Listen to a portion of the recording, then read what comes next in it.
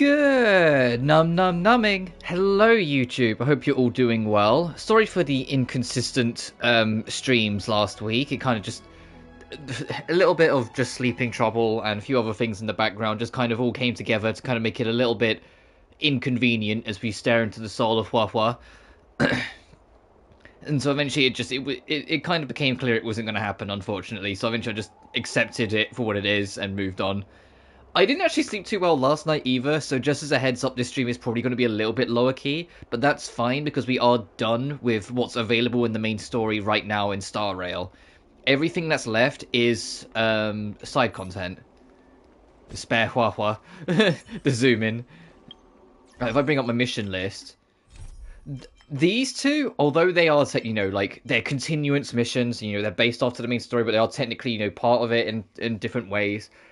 I'm not too fussed about whether or not I cover them on stream. I'm really not.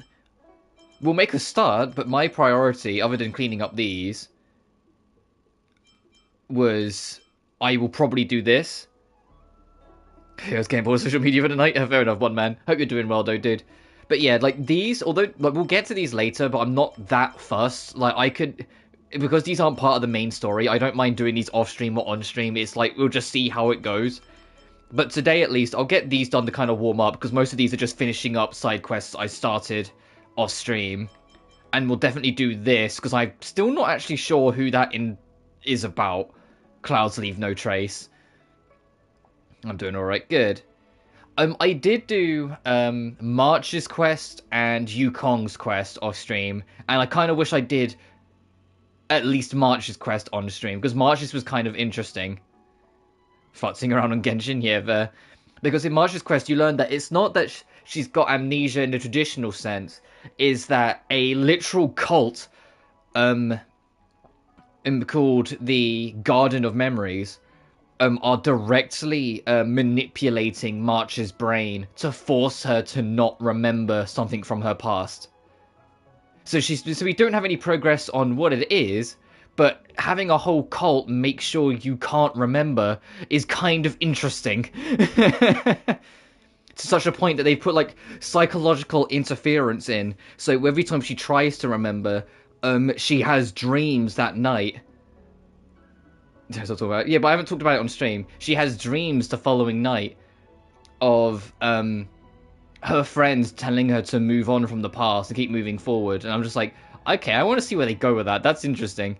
The Yukong's was kind of interesting. I mean, at first I thought it was going to come across kind of stereotypical, like Asian parents trying to dictate the life of their child. I mean, yes, okay, we've all seen that story before. But it goes in this sort of nice enough direction, but it wasn't one that I felt needed to be done on stream. Basically, Yukong's one, if you don't know who I'm talking about, where's my list?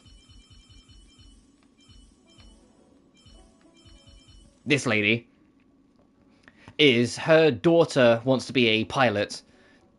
Her entire quest line is that her daughter wants to be a pilot, but Yukong wholeheartedly dismisses it and does not want her daughter to chase it at all, basically cutting off every opportunity possible to ever give the daughter the chance to try. It's later revealed that Yukong's daughter is actually her adopted daughter, because Yukong's best friend, who she always used to go out piloting with, to take the skies with, died in the war that took place on the Luofu some 20 years ago. And the friend's final promise was, please, whatever you do, don't let my daughter follow in my footsteps. And Yukong took that to mean, don't let her fly.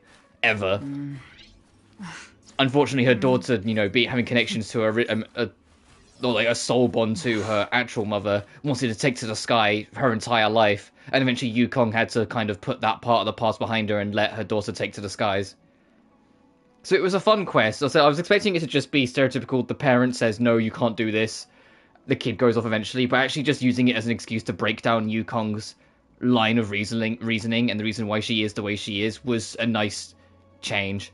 Plus I got to see more of this beautiful face. And I'm always down for a mature lady. It's something that Genshin kind of doesn't do, but Star Rail's done a few times now, where they have a character that, is actually, like, a little bit older than you think they are. Because Yukong is presumably somewhere in her early 40s, and Saval is straight up 40. She doesn't look it, but yeah, Zavala is straight up 40. So it's nice to have like maturer ladies, if that makes sense, or just maturer characters in general, as opposed to the usual they're all teenagers or young adults. I mean, Zavala does not look bad at fucking all for 40, but that's besides the point. Look.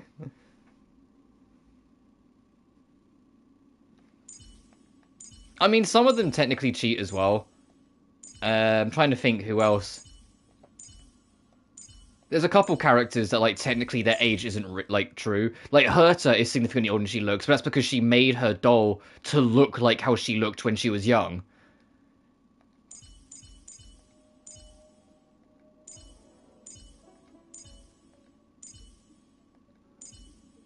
Welt is... Welt looks young because of dimensional interference of like dimension hopping or some shit, but he's actually in his 80s, so like Jesus Christ, dude. He's another one that's kind of like slightly more on the mature end, technically. Anyway, I'm getting distracted. Let's go start the Clouds Leave No Trace, because I'm curious about what this is.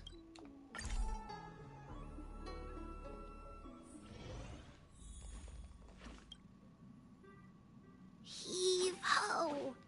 Heave ho! Huh? Trailblazer, do you need help with something?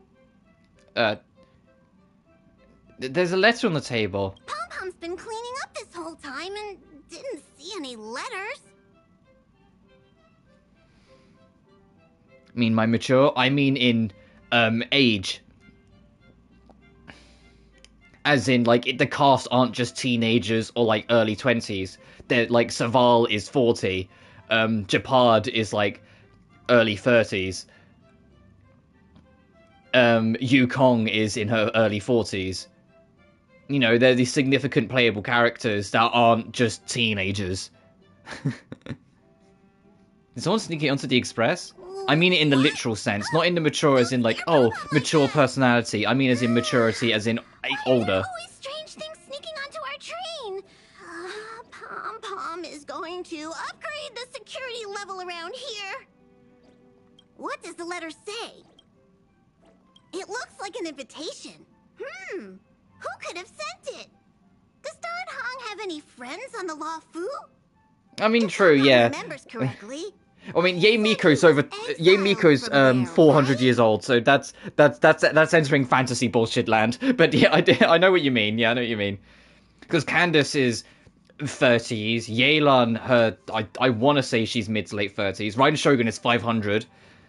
Or at least 500. No, actually, she's got to be older than 500 because she was of age during the Archon War, so she's over 500.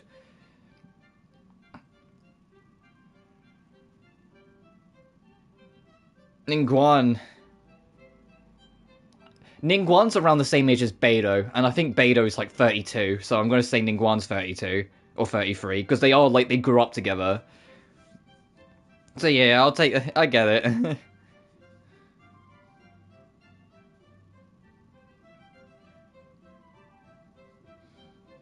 Kokumi?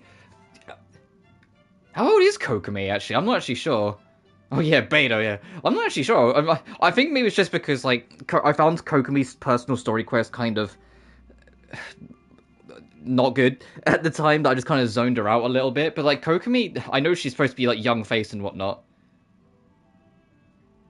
Do I need to be age? No, Beidou's supposed to be, like, 31 or 32.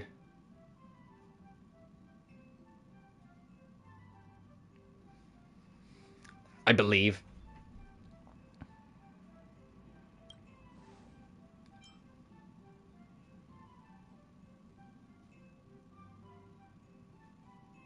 She looks 20s. I mean, Don Hong's 80. He doesn't look fucking 80. Serval's 40. She doesn't look 40. I think there's a few things that are just art style stuff.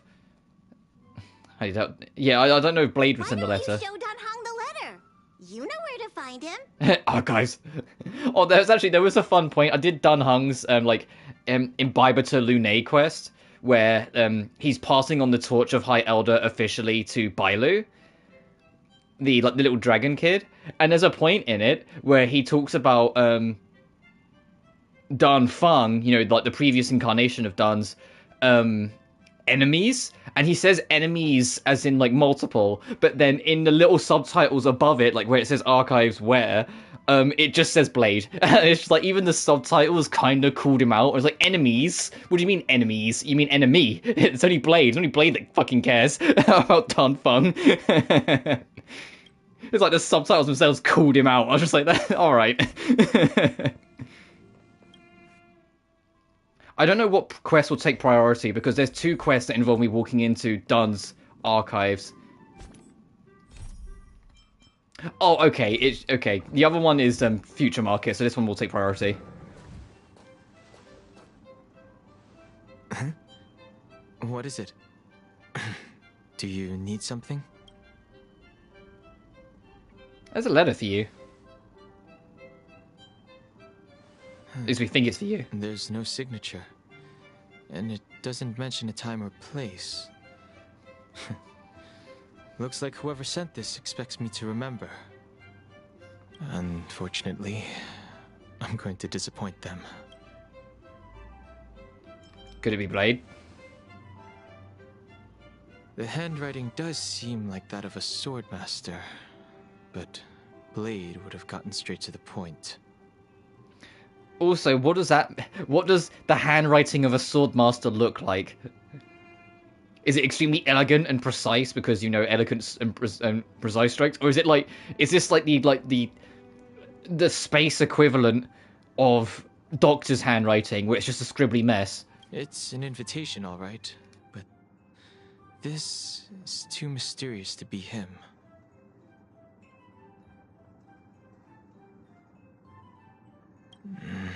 Let me hold on to the letter.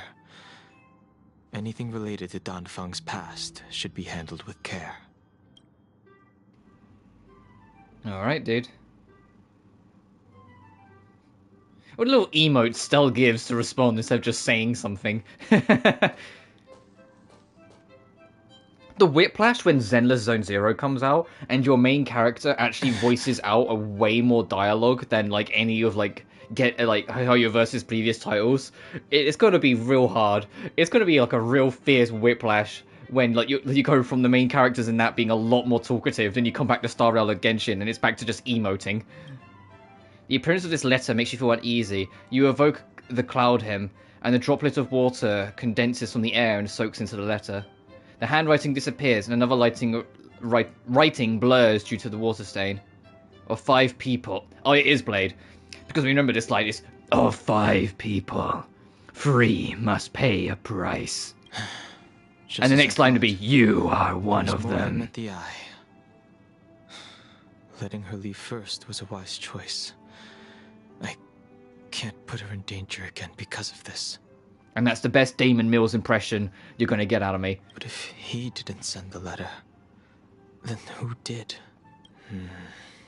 Maybe I should make a trip to the seat of divine foresight. You know what's funny as well with Damon Mills? Because he's like big, like guttural, like throaty voiced Blade in this. He's also stupid fucking magician Linné in Genshin. And like the contrast.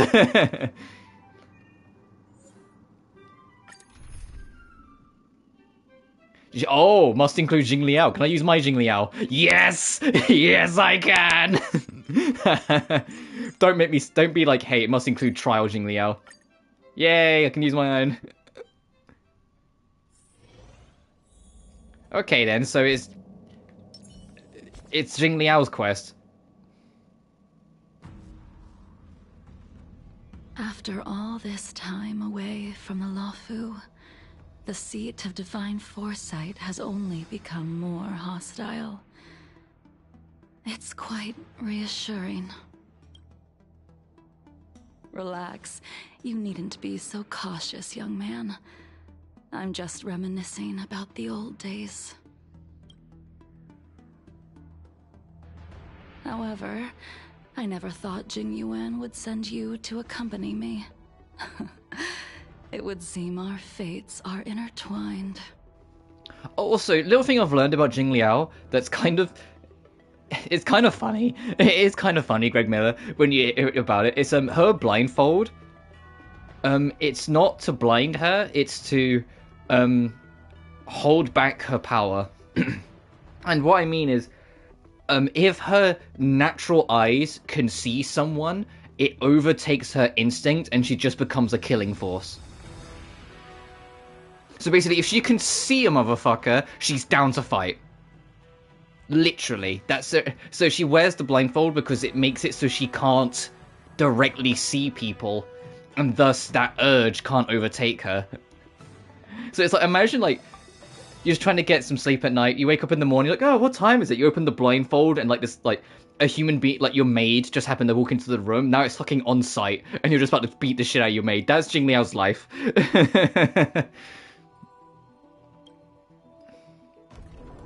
Huh?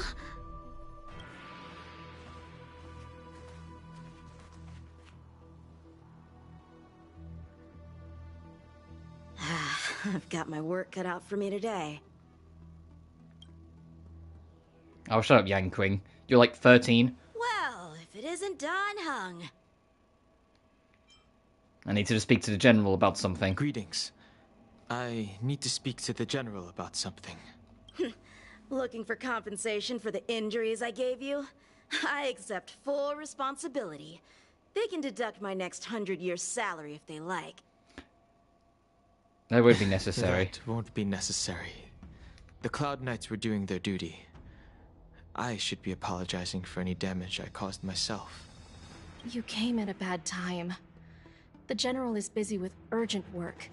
You probably won't be able to meet with him today. But he did leave a message. Don Hung, do you recognize the person on the steps? I mean, we do, but... I can't say that I know her, but she does look a little familiar. Is she a guest of the General's? You don't remember her? I see.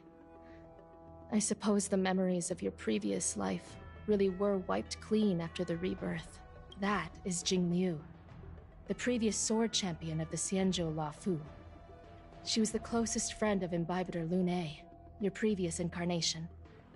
She was also the General's master. Oh, Don, so you were buddy-buddy with this cold, emotionless serial killer. Interesting. I wonder how close you were and a closest friend. According to records of wars past, her blade has slain countless denizens of abundance. Not even the feather guards of the Wingweaver, the father wolf of the Borazon, or the gigantic mecha beast could withstand a single strike from her. She's a renowned legend. However, those are ancient stories. It's a shame that even a hero like her wasn't able to break free of Mara.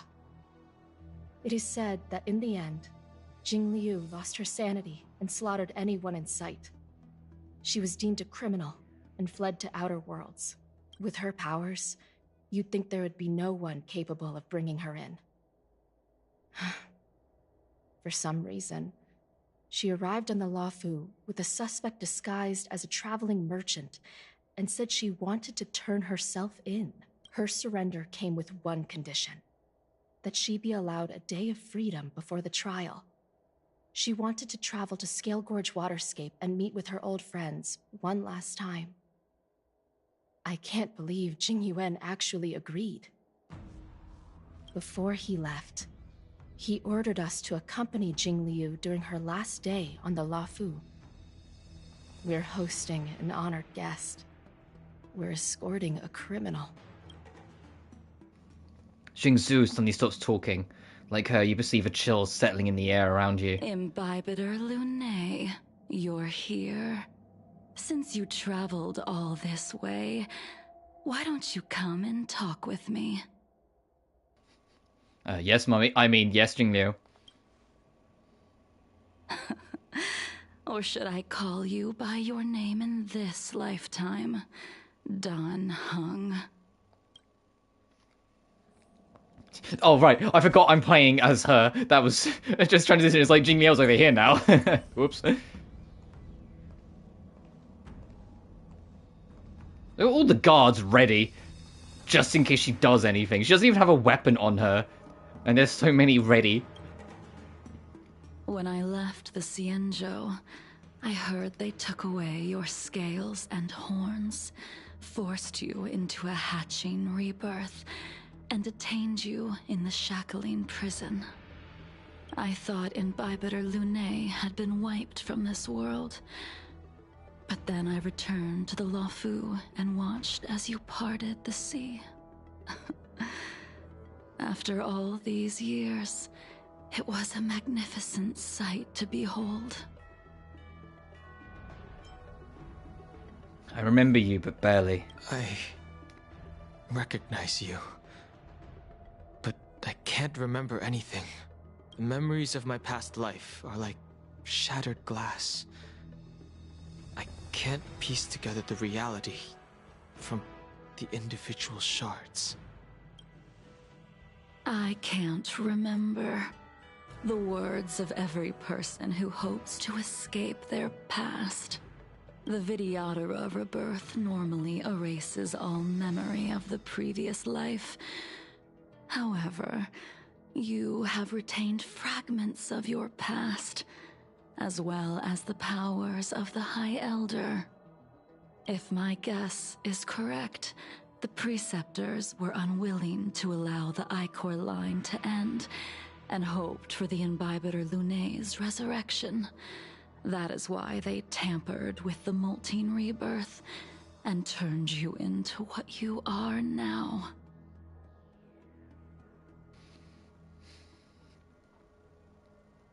Do you also wish to restore the High Elder succession?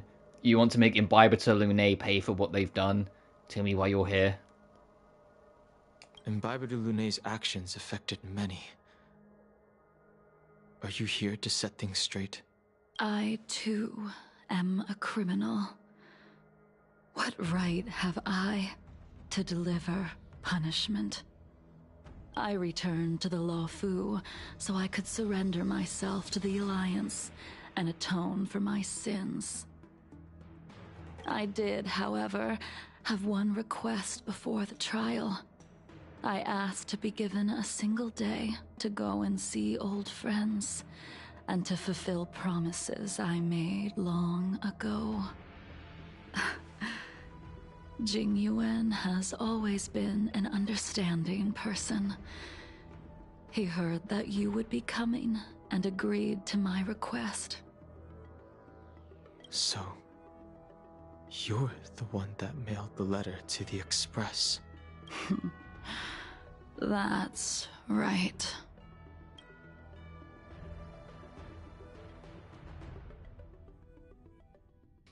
In the meantime, meanwhile, the tutorial message, Silver Wolf. What? No, shut up. She's not. Stop. I know her banner is like tomorrow or something, but not yet. The scenery of Scale Gorge Waterscape is truly as magnificent as the poems describe. But as a suspect, shouldn't I be bound and interrogated in the shackling prison? Is it really appropriate to bring me to a place like this, General? Holding you in the shackling prison would be more trouble than it's worth. For security purposes, we will be performing your trial here. For security purposes? I suppose it's not my security you're talking about. The Stellaron's descent, the Ambrosial Arbor's resurrection, the Destruction Emanator's impersonation of the Amicassator. According to the Skyfaring Commission's investigations, you arrived on the Luofu with a group of merchants, but didn't make a single trade during your stay. Your departure coincided with the day the calamities took place. You took advantage of the chaos to sneak into the shackling prison, but seemingly took no course of action. Now you claim that you are responsible for the Stellaron crisis and wish to surrender yourself. Your behavior truly is puzzling. I can't seem to piece together your motive. I was asked to deliver a token in my capacity as a traveling merchant. I knew nothing of its significance. I admit I did have my own agenda for entering the shackling prison, but in the end, I found that the Luofu did not possess what I was looking for. it is through fear of punishment that I am choosing to surrender. The galaxy is a vast place, but I am merely a wanderer. It would be silly of me to think that I could outrun the Alliance. Merely a wanderer? You're too modest, Locha. Do I need to remind you of your actions at the Eternity Fortress and the Shroud Veil Star Zone? And other locations I can mention that the player absolutely knows what I'm talking about. But do you want to explain for the rest of the class? Because what the fuck?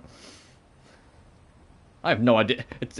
What Eternity Fortress? What Shroud Veil Star Zone? You're just saying words, my dude. I don't fucking know what you want about. Or must I utter that tongue twister of a name?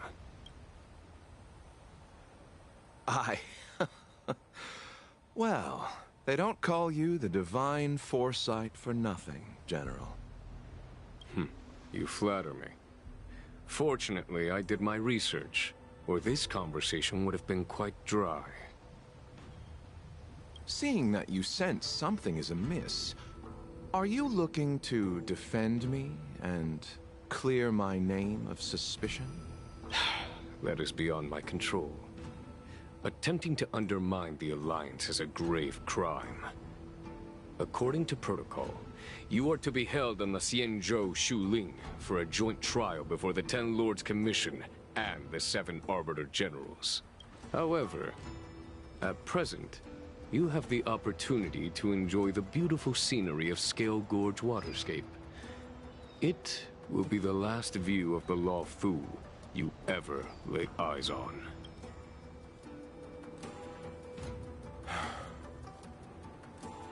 She told me that the High Cloud Quintet once gathered and feasted here hundreds of years ago.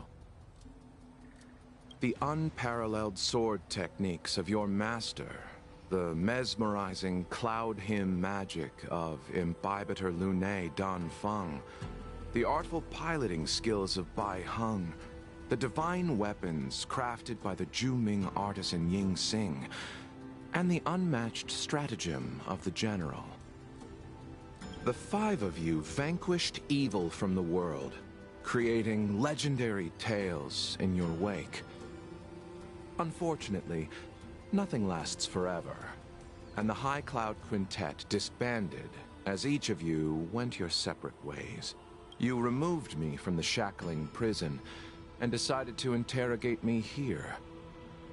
But not for security purposes. You wish to discuss things that shouldn't be overheard. You wish to discuss the one person you've avoided mentioning up to now.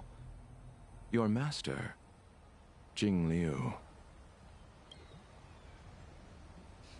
Meanwhile, back over with Dan Heng.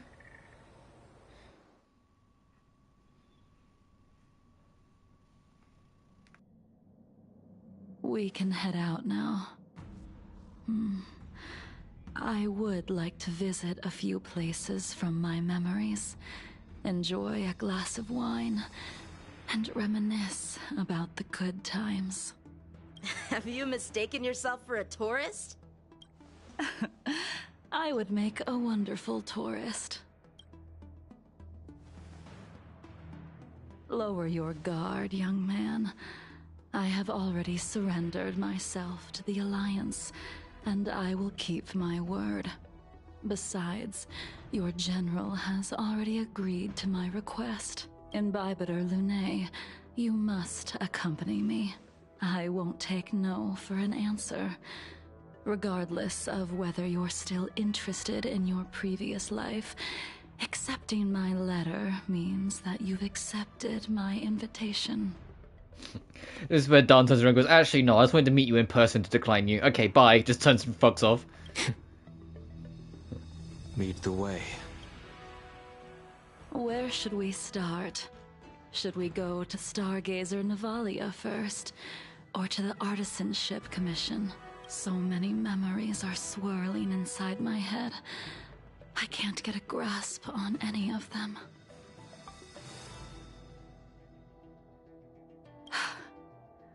When the people of the Xianzhou live to be more than 1,000 years old, Each day is like carrying the weight of a mountain through an interminable maze. How hard is it to choose a destination? We're going to Stargazer Navalia. Problem solved. I'm gonna be honest, it hasn't really been a character in Star Rail I have so consistently just been annoyed by than Yang Qing. This kid is literally just the obnoxious, cocky kid, and that's his entire character. He thinks he can take on the world, and even though he keeps losing, he keeps on thinking he can take on the world, and it got old real fucking quick. The split second, he had both Blade and Imbiber to Lune in front of him, and his first thought was, "I'll just take you both on," was the moment I realised there was no helping this kid. The two deadliest people in the Sunshine Luofu right in front of him, he's like, "I'll just take you both on." Yeah, okay, dude. Sure. You keep telling yourself you can take them both on. Sure, you fucking idiot. Or like now, where like he's constantly being like antagonistic to Jingliu. It's like, you lost. You lost the fight to her. You're not gonna win if you pick a new one. The young are the antidote. Stargazer Navalia it is. I mean, if Jingliu was in front of me, I'd be terrified. It's like, hey, you're a serial killer. I don't want to be next to you.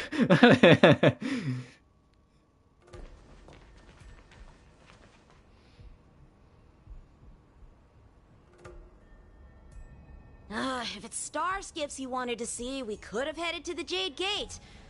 Why did we come all the way here? Young man, have you ever heard of Bai Hung, the Foxian pilot? Bai Hung. I think I've seen that name somewhere before.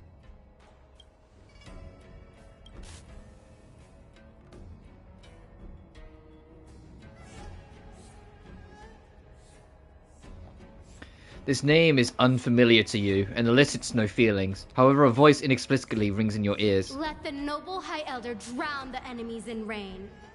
We just need a watch from the sky, I presume? Imbiber Lune, if memories are returning to you, share them. I only remember fragments. I think she was one of Imbiber Lune's comrades. She was a comrade and friend to both Imbiber Lune and all of us. Well, that's all in the past now. The reason we came to Stargazer Navalia is because I wanted to pay tribute to her here. Huh? You mean the Foxian soul-soothing ceremony? Yes, the sending off of a star skiff. It represents the voyage of the deceased into the stars. Due to circumstances beyond my control, I never had the chance to bid farewell to her. It is something I have regretted to this day. As for procuring a star skiff, I know they can be manufactured here, but I know nothing of the process. I see. Follow me. I don't know anything about manufacturing star skiffs either. But getting these machines to work should be careful. There's still Stellaron spirits. Oh, he interrupted himself. I was gonna say, his dialogue there was... No need to worry about was basically like, hey, I know where we're going. No idea what the fuck we're doing when we're over there, but I know where we're going. Yeah, sure, let's go beat up some enemies.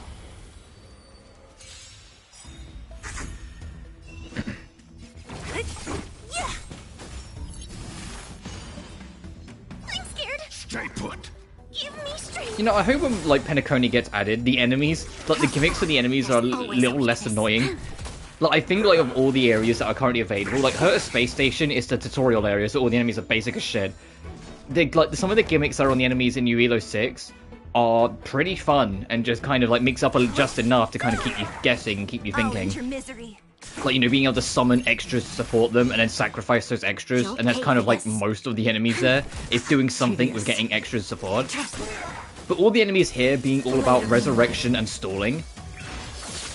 I get it's in theme, because there's a lot of resurrection themings in the story of Luofu, so having it be a part of the enemies There's still And like, you know, the stubborn longevity of spirits life lurking and all around. that shit for the stalling. Yeah, it makes sense. No need. It's not an to interesting enemy to worry fight, about though. the two of us.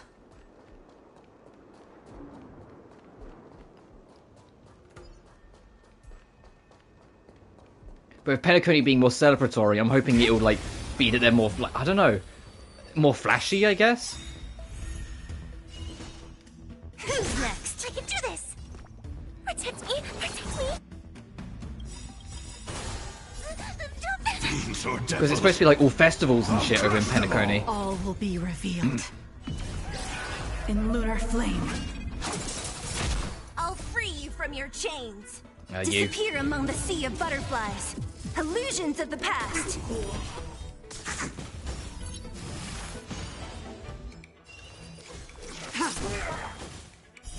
Blade of moonlight.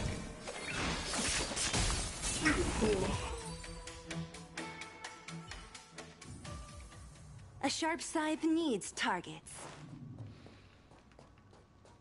But yeah, because I mentioned it earlier, yeah, we got 2 days and an hour, at least on the European server, before Silver Wolf is the main is re-available. Alongside that new dude, I forget his name, like Argentino or whatever his name is.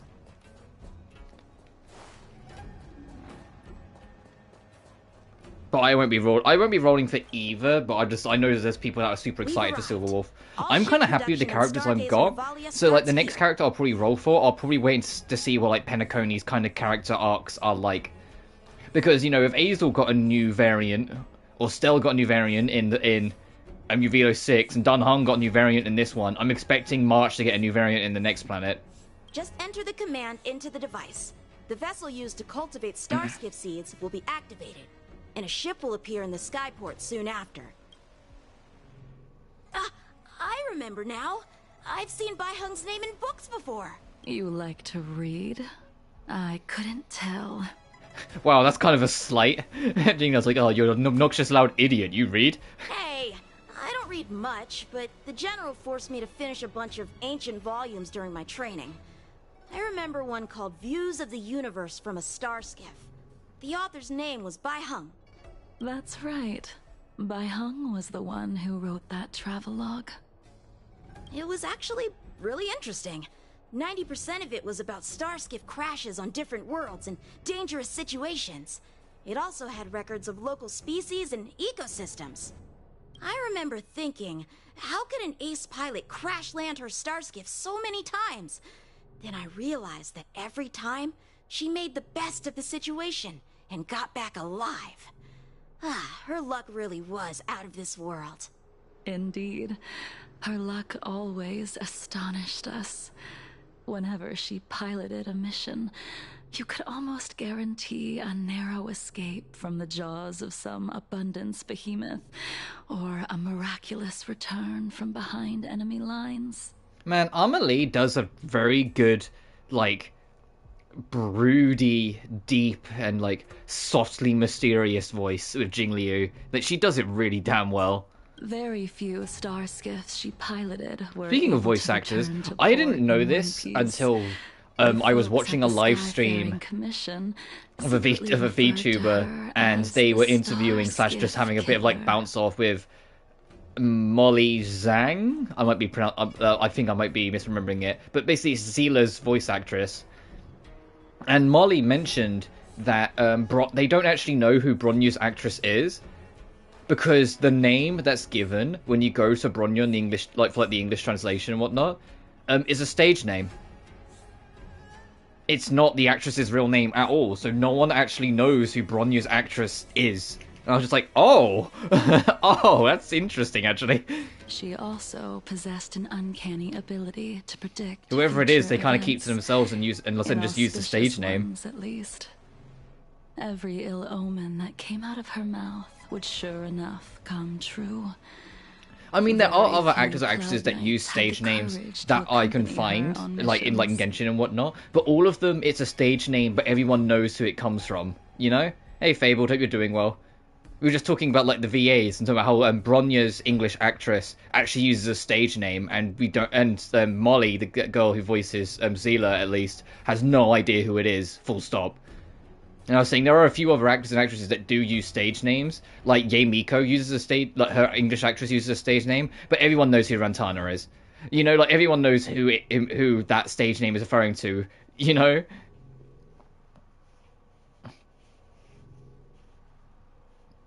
So it's interesting to have one where no one seemingly knows who it is. And yeah, we are doing Jingliu's quest currently. Came to survive. I believe it is Jingliu's quest. Her fortunes were incredible. Which is what started this conversation. Situations imaginable. For VA's probably Ito, Max Middleton, Zhongli, oh, I forget his name. It's on the tip of my tongue, Zhongli's actor. He's fucking Shido in Persona 5. And, Mondo in Danganronpa. And Nouvelle is just Ray Chase. Nouvelle is it's Noxus. It's Prince Noctis of Final Fantasy 15, which is hilarious here, Nouvelle, and you're like, that's fucking Nox. Yeah,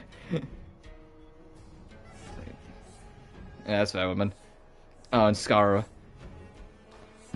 Yeah, Skara, Patrick, whatever, I forget his last name. I can't remember what else Patrick's done. He's done a few things. Luck is a type of strength, after all. I hope that this ship, built for the star skiff killer, will also be able to return to the stars. Yes, I do know for the wrong reasons out there. Yeah, because Jingliu is voiced by Amelie. That'll do it. Who is a phenomenal human being, and is also a VTuber nowadays. The will take shape under the Monarch, and her streams are hilarious.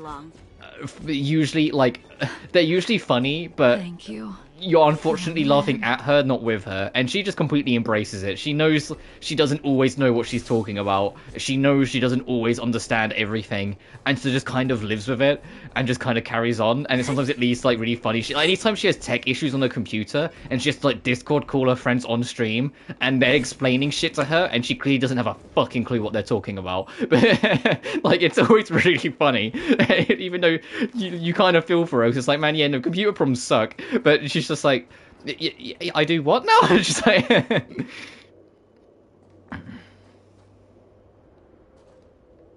Zhongli is Hisoka too from Hunter x Hunter. Oh, fair. You know, so when I wish the name would come back to me, Zhongli's actor name, the English actor. But like for me, it's like it's Mondo, it's Shido, it's Dodos, because apparently there's a lot of O's apparently. I mean, he is. I was literally just saying about Yang Qing's like one of the only characters in this game I kind of don't really like. I find him kind of annoying. And I know that's partly the point. He's an arrogant, cocky kid, but he's also an arrogant, cocky kid. And just because that's the point that you're not supposed to really like him doesn't mean I'm not going to complain that he's an... you know, I find him really annoying. After being away from the Luofu for so long, I can finally say farewell to you. Yeah. Yeah, Amelie's great. I really enjoy a lot of her streams. So, what happened to Baihong in the end? In the end, and she's got an amazing singing voice as well. I think the details are necessary. We are here today to commemorate her. I have some of her songs on my my phone playlist when I'm like writing or like grinding out and shit in whatever game. Some of her songs are really fun.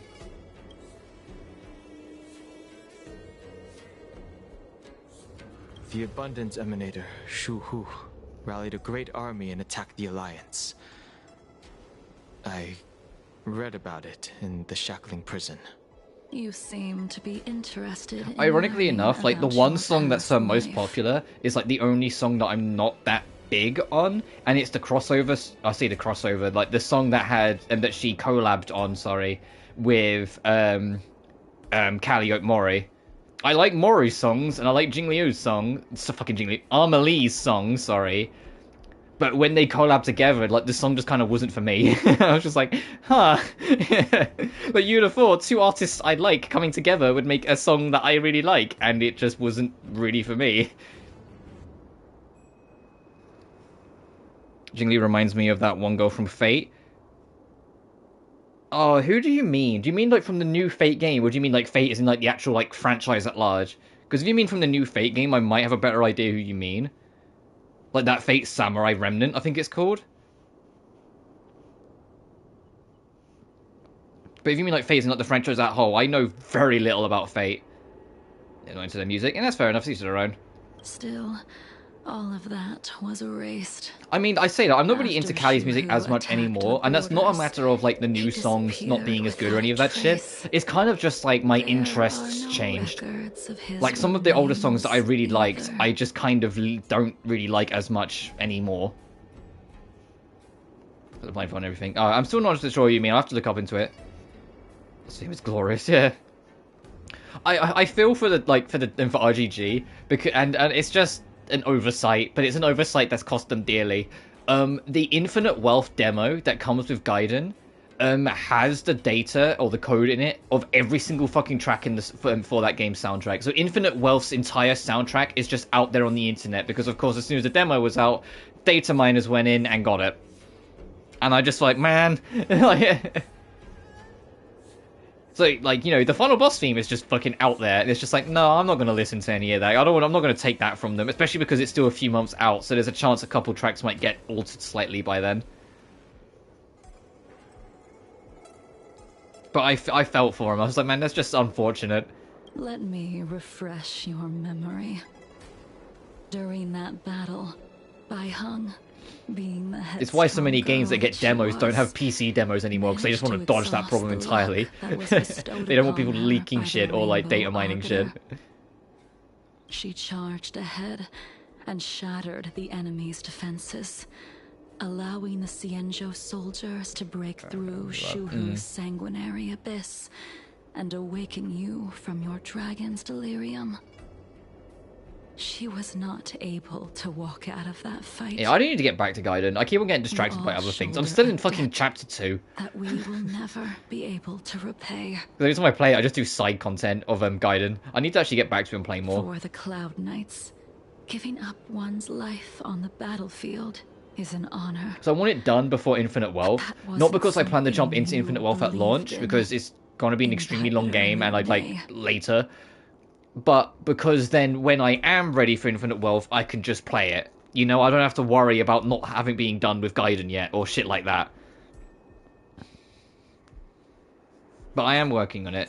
I'm also like, I've also just started like Arno Surge on my Vita. And for those who don't know, that game is holy shit, Gust. They were cooking. I don't like. I've only been playing it for a couple hours, so I'm not about to be like, oh, it's the best one and all that shit. But it has had an extremely impressive first impression on me. It is really fun. HP for Huahua, so likeness of Sylvian Wolf to come home is high. Oh, you're rolling for silver. You're not gonna rule for like Cocky Prick Mook, whatever his name is, the Beauty Knight. I mean, Infinite Wealth is a month and a bit out now. It's wild. Yeah, but Arno Surge is great fun. I'm having a lot of fun with it, and it's a little upsetting that the PS4 remaster is Japan only, and it has been for like at least the past 2.5 years since it got released. Gotta grind for my beloved or beloved. Oh, are you both going for Silver Wolf then? I think you're both shared in that. Baiheng was gone. Instead of leaving her to eternal Silver Wolf. rest. I know, but I need a good healer besides You Natasha. decided Yeah, that's why I got to- Huahua. Honestly, You made a mistake. pay to win that for her. can Yeah. never be undone. And I managed to get. I've got Huahua to her E2. I went to say C2. I was like, no, that's Genshin. I got it to E2. I got her E2 just yesterday, and I got kind of lucky. And it's great because her E1 gives her an extra point that her like status lasts. So like her status, her group-wide like supportive status lasts a whole extra turn than it would normally.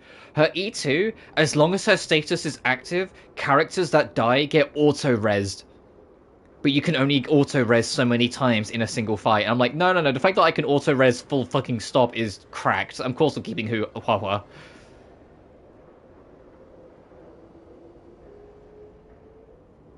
Lucia and a couple patches. Yeah, I imagine before Penacoli comes out, we'll get another Imbibitor Lune rerun because he's central to the story of this area. We'll probably get another Lucia.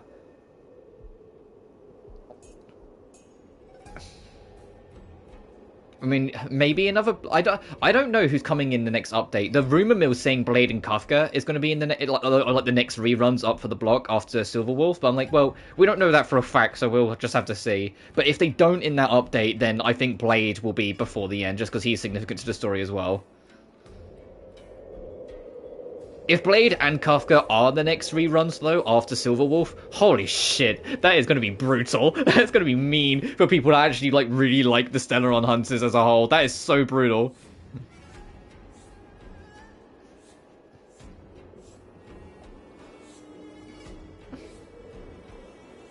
I shall put Lucia, Well Done Hung, and Blade in the same team. Yeah, because Silverwolf's English VA is Melissa Fawn. Which it's hilarious, like, when I go back to the stream, because you can hear it so clearly. It's like, it's just Nep, but a little bit more, like, in control. Like, she knows what she's up to, instead of just the usual, like, fourth wall breaking bullshit. But I didn't clock it until someone said it, and then I heard it immediately. The moment it was put in front of me was the moment I went, oh shit, it is. Blade's sick. And I genuinely can't stress enough, getting Damon Mills to be the English voice of Blade was one of the smartest fucking decisions in the entire dubcast. He does a phenomenal Blade. His voice is perfect. I'm going to be attached to Kafka. Yeah, that's fair. I mean, the only thing is that both Silver and Kafka are from the same path, so you don't need both in theory. Because they're both nihility, they're both built around debilitating the opponent as opposed to, you know, just doing damage. They're both about weakening the opponent so the rest of the team can clean up. You don't need both of them. So if you're like a super Silverwolf person, don't really care for Kafka, you're not like putting a bullet in your foot for not getting them because they're both from the same path. But yeah, Blade's sick. I kind of want Blade, but I have like a self-imposed rule for like. Imbibitor Lune, your answer is no longer important. I mean, they can do damage. I mean, Kafka's ultimate does insane damage. It's just she's more focused on, like, Silverwolf, like, she, like, makes it so the enemy is weak to more elements. She, like, whilst also doing damage. Alright, but you can make them fit. So it's like, you could, like, so if there's an enemy that's weak to, I don't know, quantum damage. Although you've got a cast of characters that got quantum and the enemy's not weak to quantum, you can make it weak to quantum. Yeah, but you need balance, dude. It's why I've got Huahua in my team. So if I went all aggression and had Himiko instead, I'd die eventually. Oh, right, I'm still in the dungeon mode, so I can't bring up her character sheet. I was going to bring up Silverwolf's character sheet and tell you all she can do. You still can. Silverwolf does damage. She just also debilitates alongside it. Your flagon. This was a gift handmade by him. I want to say Blade's Destruction. Never got the chance to give it to you in person. I might be wrong. I don't think he's the Hunt. I think he's Destruction. Which Destruction is, they're the damage dealers in general. They're not like a focus. They're not a DPS. So they don't do damage per second. They just hit like fucking trucks. Like, they hit you once, it's like, okay, bye, bitch. You know, like, they're not about, like, hitting often. They're about hitting you once and being done with it. But if he's not... I think he's Destruction. If he's not Destruction, he's Hunt. And Hunt is single-target DPS. I kind of hope he's Destruction now that I say that, though, because Destruction would be better for you, one man. Because Destruction characters have better survivability than Hunt, anyway. But they tend to have, like, better defense than any of the other, like, damage-dealing parties. Which is, like, kind of the balancing act. Like, they're not as focused as the Hunt is, but they make up for it by just having better survivability. I'm sorry. I mean, Jingliu, who I have, she's Destruction. Only by bringing and it's kind of ironic, because she has high survivability, but her survivability comes from the back of burning the health of her teammates. The more percentage of health she takes off her teammates, the more damage she gets when she lets it rip. But that's also why it's in your best interest to have, like, a bulky character in your party, because then she can suck more health out of them to get more damage out of it.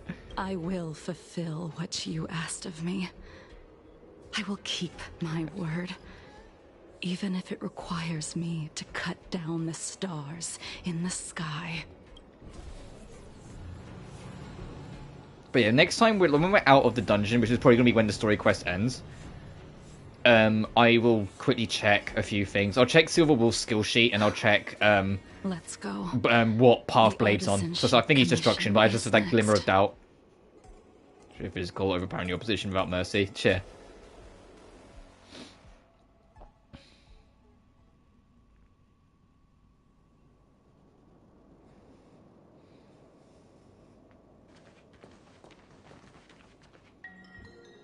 Because I like my team. I've got 2 focus damage dealers, one that's entirely support and one that's entirely healing.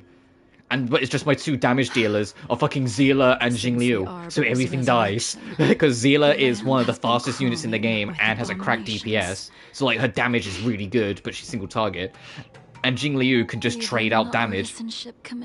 Also, the doorbell just rang, so give me a second, I gotta go get it. Hanging on by a thread.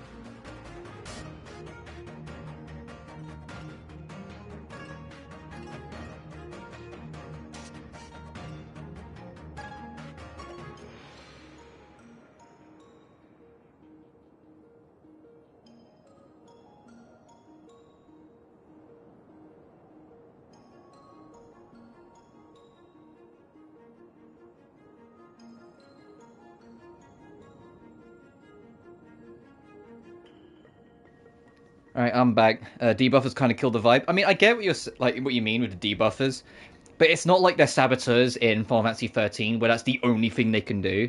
Silver Wolf is still damage dealing. It's just, when you deal damage, you're also giving enemies more weaknesses.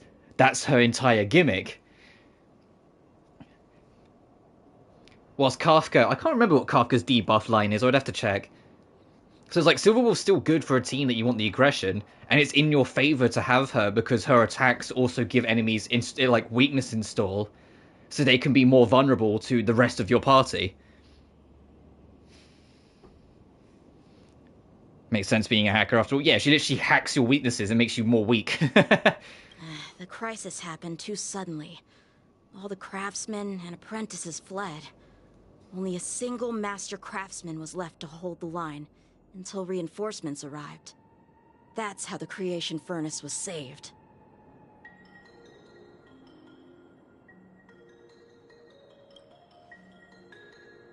Interesting. Stubborn beyond valuing his own life. That reminds me of an extremely arrogant acquaintance.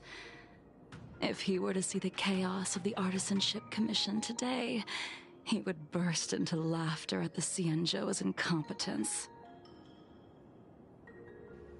You'll feel for her injury, also goes. Yeah, considering in her character demo she's playing Honkai Impact 3rd. And it's just like, no, she's playing late game as well. Oh no, she's probably lost all that. Oh no. What's that supposed to mean? What's wrong with saving your own life and waiting for the Cloud Knights to arrive? And yet where were the Cloud Knights when danger was at the door? From what I heard, it was a group of Outworlders that came to the rescue. The Luofu's delves are big places. Besides, some of the troops were deployed to the Yao Qing's campaign. The Cloud Knights were spread thin. It was impossible to guard everywhere at once. Young man, why don't we continue our other contest? quest. Show me whether the sword techniques you are so proud of have improved. You just want me to do all the work. You think I'm gonna grant endless requests for a criminal? You go on ahead this time. We'll meet Young up man. at the creek. Yeah, exactly, right? Promise. I'm like, you kid, you're speaking too loud again. Shut up. Why did you send him away? Because he bores It the sh- is of no importance. But you Oh, and I haven't she had wants to have a decent contest with contest Don in Hung, ages. since those two were old besties. I don't plan on fighting. I'm not asking you to point your spear at me. Could it be that the abominations here aren't enough to motivate you?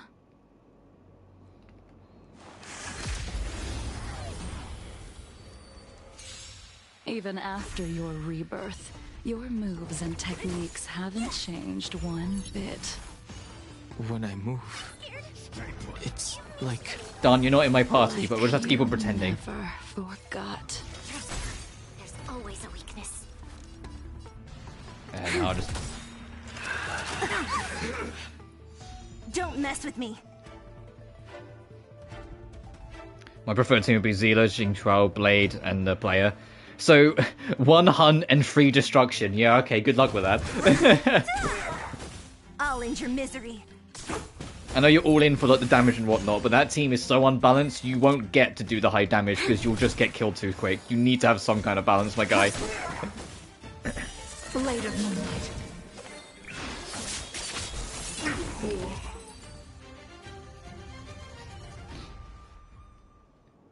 Come on already. What took you so long this time? Yeah, Blade... The only reason Blade retains his old self so much is because of the whispers. Don't get anxious, Imbibitor Lune. Because of Kafka's whisper, or like her, it's like her slight mind manipulation. Anytime it seems like Blade's getting a little too unruly, Kafka steps in. Jingliu, it's literally that blindfold. That blindfold comes off, she starts killing people. It's literally just as simple as that. That blindfold comes off, people fucking die. Like pretty much every JRPG. Yeah, well, good luck then. I know, like, from like what you've told me and what you've shown me here and there, you're the epitome of you will bang your head against the wall until you break the wall. Sometimes, in terms of your strategies, but my level of success has changed radically since getting an actual support unit and healer, as opposed to just going for damage. Instead of banging my head against the wall for the next 3 hours to try and get lucky, I just win on my first try and carry on with my life. Stand down. Blade of Moonlight. We've entered the storm. I can have Bronya now boost attack and crit rate and be a supportive unit. And then I can have Jingliu jump in like a maniac. In lunar flame. Obviously, the beauty of like turn-based RPGs is just how you play it.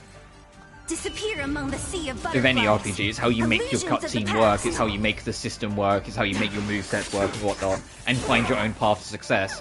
It's why Don't mess with me. Who's next? 4-team adventures on FF5 are so fun. To see people just play the game so fucking different from how you would expect to be played, and then make success anyway. The reincarnation of Dan Feng, and have nothing to do with his sins. And you can keep insisting that you have forgotten everything, but you cannot run from combat, Dan Hung. Your spearmanship is identical to Imbibitor Lune's. Combat is like smelting. I like spending time on JRPGs too. I like spending time building my team to have a more consistent success rate. It's just a different priority with the same result. Those are the words of the one who made Cloudpiercer for you. Do you remember? Out of all of us, you were the closest to him. It was strange, really.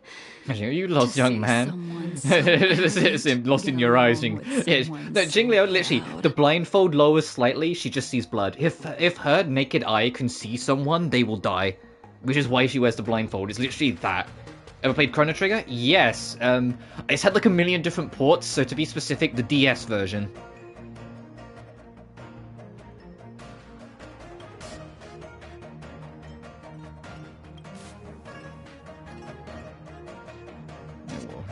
of it all. Fair. I'll say it's each to their own. It's the beauty of the genre. It's the different approaches you can take. When I eventually get the Final Fantasy V, though, I am not doing four team adventure though, because fuck that. I am not good enough at 5 to do that. If you don't know what that is, in 5, you have something like 28 different job classes, and each one have different abilities, different skills, you know, different strengths and weaknesses, yada yada. 4 team adventure is that you make all 4 members of your party the same fucking job class and make it work. And there are some really fucking out there and creative strategies to overcome obstacles you really clearly aren't meant to overcome with that team. And then when I see people do it, I'm like, that's so clever. Like, of course you make that work. Of course you make it work that way. But every time I also look at it, I'm also like, ugh. Did I just hit the doorbell again? I don't know if I'm going crazy. 1 second.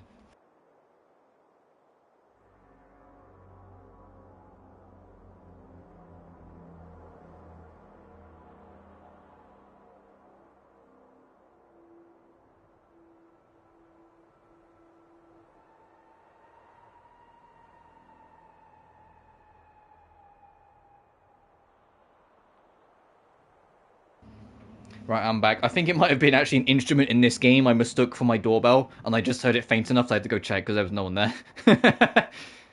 I'd rather leave this world in a blaze than live until the end of time. I will let all of the Xianzhou know that a brief moment of my life is worth more than their long. The struggle I had with that Jade token puzzle. Yeah. It was a good puzzle. It was just awkward enough that it took me a minute to kind of figure it out. You still remember his name. When he was but a child, he swore to take revenge on the abominations. That's what I will say though, since you brought up Chrono Trigger, Chrono Trigger has one of my favorite game over screens. To receive training. Because the whole thing of the game is like, you know, trying to change the future, because in the future an apocalypse is coming, so you literally go back into the past sort of thing to then change how things will go. If you die, instead of it just coming up saying game over, it comes up with the planet going into the rot, like you see, like, it zooms out to space and you see the planet rot to become the apocalypse that it becomes off, like with whatever, and instead of coming up with game over on the screen, it says, but the future refused to change. I'm like, that is fucking a sick game over screen. You just watch the world end and then the message is, the world refused to change, or like the future refused to change. I was like, that's fucking cool.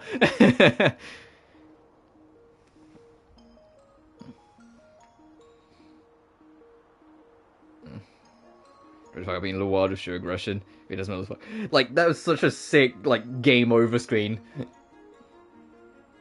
Because it just tells you point blank, also installing a little bit of fear. It's like, hey, you died, it's over. The apocalypse happens, the future refused to change. And it's just like, whoa. Gonna try and hand it Earthbound on Mother. Earthbound Origins or Mother 1, I genuinely wouldn't recommend. That game is... It's one of those things that you try it just to sort of see the origin of the series and no more. The game is, even for its time, really, really janky and repetitive. And is kind of held back in a lot of ways. Earthbound, although Earthbound has a lot of similar problems, the game itself is nowhere near as janky, and I just find it easy to appreciate. And it's got a lot of like fun humor with it that just kind of like helps it go. Whilst Mother 3, if you get the fan translation, which is available pretty much fucking everywhere, it's very easy to get a hold of nowadays because it's been around since like 2006. Mother 3 is really fucking good. I genuinely really recommend Mother 3. If you're a very empathetic soul, like I am with video game characters, that game will break your goddamn heart. It's one of the most miserable games in existence, like for me. But if you're not, then hopefully you can still just enjoy it for what it is. But Mother 3 fucking... Ugh. Mother 3, like, kicks my ass emotionally. That game makes me tear up every single time. Like, it's wild how you can go from literally having kids get high on mushrooms to dealing with the nature of suicide. And it's just like, whoa, hang on a minute. I've been Danganronpa, doubt it, fair. Mother 3 has some interesting promotional material. Yeah, and the rest. It's a shame it never got an official Western release, but maybe one day. When I first met Assuming, him, I imagine part of the reason why it doesn't get a even as tall as my localization nowadays sword. is because of the scene where the But he kids get was high on boasting mushrooms. about And it's like, we can't really mastering all have, the like, crafts of the artisanship 12-year-olds commission by the time he was get high on 100 years mushrooms old. in a game nowadays. The You know, that's Lord not something that Rat would was no really less sit well. arrogant than the High Elder. And I think the aging, like, the rating board would, like, not allow it, so they'd have to change it. At first, I wasn't Or at too least change the fond of wording his enough to, like, defiant make it that you nature. can pretend it isn't. But when we met again, he was able to craft weapons that astonished the master craftsman. Yeah, Mystery He Dungeon would Explorers of snatch Sky, Artisanship Commission title of made me Furnace tear up. I'm Master. trying to think, like, Explorers of the Sky made me tear up. Like, there's been a number of games that make me, like, choke up a little bit, but, like, in terms of, like, games that actually genuinely hard make me cry, Sky did that to me. Mother 3 did that to me several times, actually. That game was, ugh.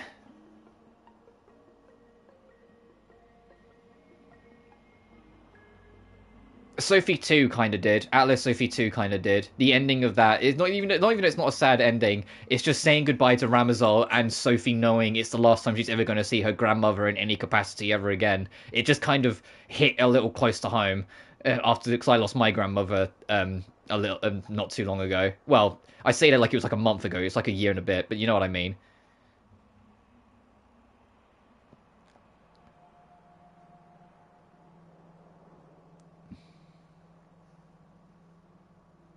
Unfortunately, the Alliance FF16's ending nearly got me, and then they overplayed their hand. Artisanship Commission. Like, I could feel it coming in 16, but then they kind of hammed it up a little bit and like made this really big dramatic thing out of a character's death, and it started to kind of lose its impact for me because they overplayed it a little. Yakuza 0 made me cry.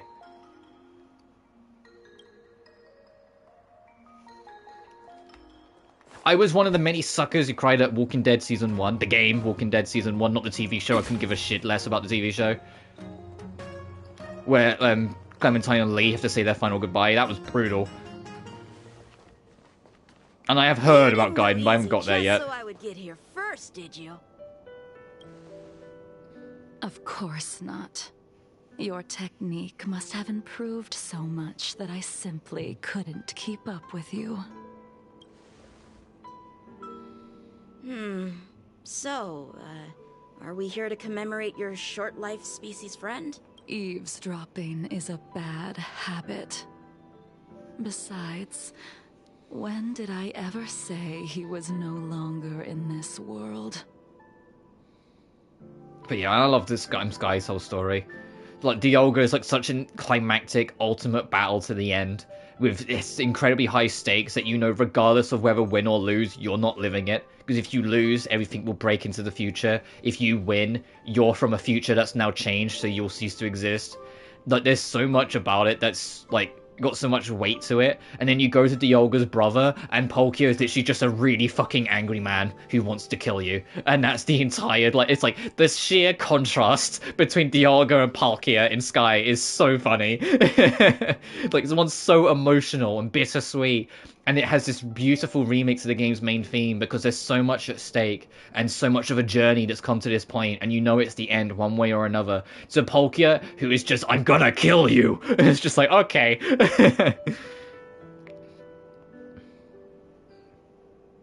Yeah, I'm not ready for Infinite Wealth. I've seen the story trailer because I knew when the game got its story trailer, I was like, there's no way I'm getting all the way to January without someone bringing it up, so I'm just gonna watch it now. And when I saw it, like, I won't mention it just in case there's people in chat who haven't seen it and are trying to avoid it. But I'm not looking forward to it because I think it's going to break my heart. Yeah, I think it's going to hurt. You know, I think it's really going to hurt. Even the cryocapsules wouldn't be able to extend the life expectancy of a short-life species for long. If he is still alive, he must be ancient. That's just every Pokemon has in the Mystery Dungeons. Yeah, it's like... The beauty of the Mystery Dungeon games, or at least the earlier ones, is that they had the spirit of adventure down to an art form.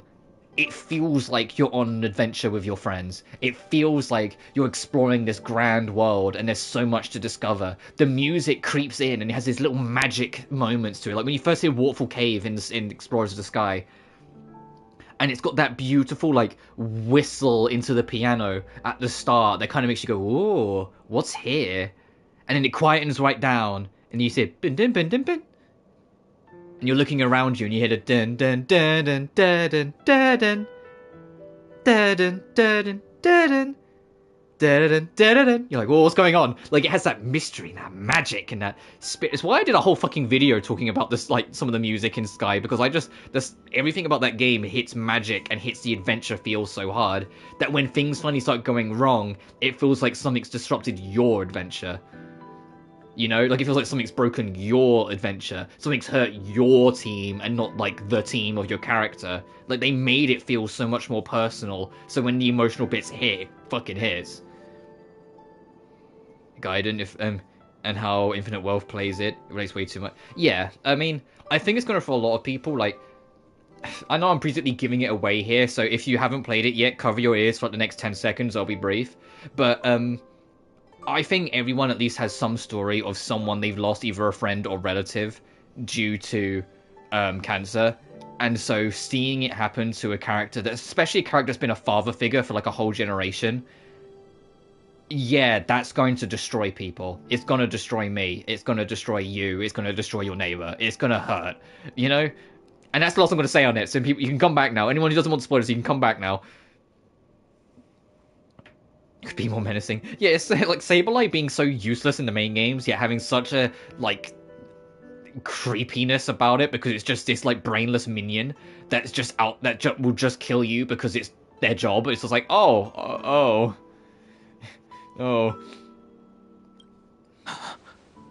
Yingxing is... Anyway, about less sad things, yeah, right? I'm trying to juggle.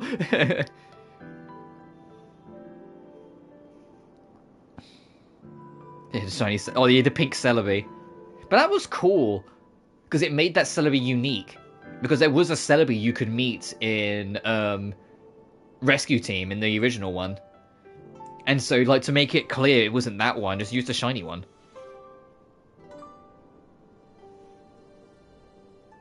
Little sandbox playing with my good old friend Giratina. Yeah, I love Platinum. Platinum's my favourite mainline game, but Explorers of the Sky is my favourite Pokemon full stop.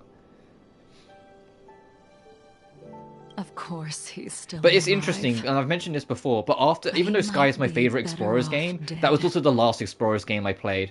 I didn't touch Gates to Infinity, and I didn't touch Super. Because I was satisfied. And it's very, very rare for a franchise to do that, where it's so fucking good, it actually stops me playing the next one, because I'm satisfied. I don't know, like, it's hard to explain and sounds like bonkers if it's never happened to you. But if it has happened to you, you know what I mean. But like, that's exactly what it was. Like, after I was done with it, it's like, no, I don't need any more of this. I don't need another game. I don't need another generation. I don't need to see it change. I'm good. And I took that step back, and I was happy to do it.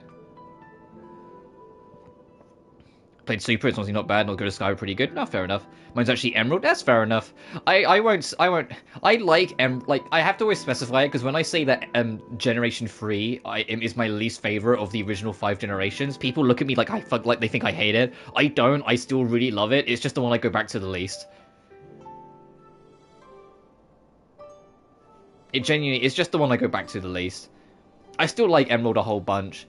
The only thing that like actually genuinely drags it down for me is, and I'm not going to do the IGN too much water bullshit, but the fact that the entire last act of the game is you just surfing everywhere, it like starts to become a little redundant, and it becomes a little less creative and a little like, It's saved by that sick as fuck Rayquaza cutscene when you summon him in.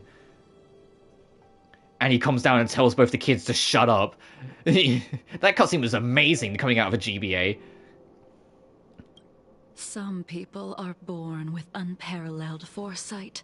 Shadows of Armor was around in the Skynet series at least. But make the most that's the second Rangers. Yeah, that was great. The final boss against Darkrai was cool. I never did the post game for Rangers though because I found it way too hard and I couldn't be bothered to grind to get my stylus better. As smart as he was. And I would never go back to the Rangers games because now I'm older and wiser. I'm like, man, those games are really just designed to scratch up your DS and nothing else.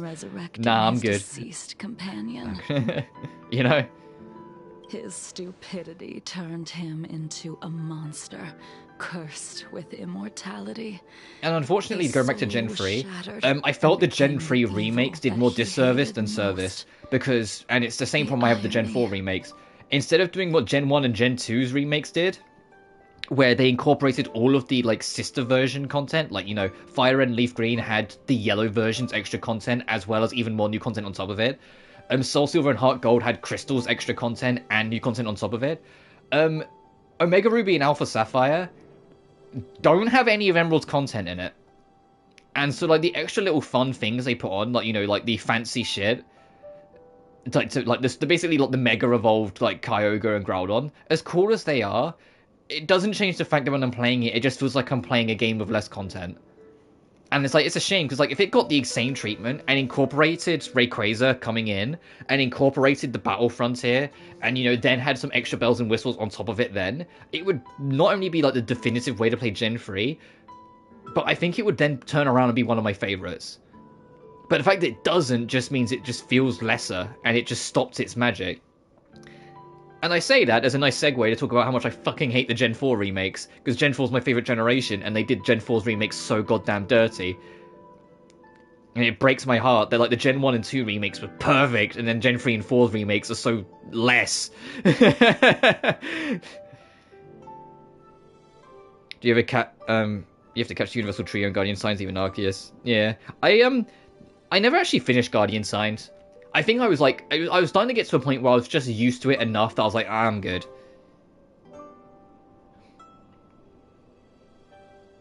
Ultrasun and Moon had the better in-game content. Oh yeah, here's a fun bit of trivia for you. Even though I own Ultra Moon, I have not played it.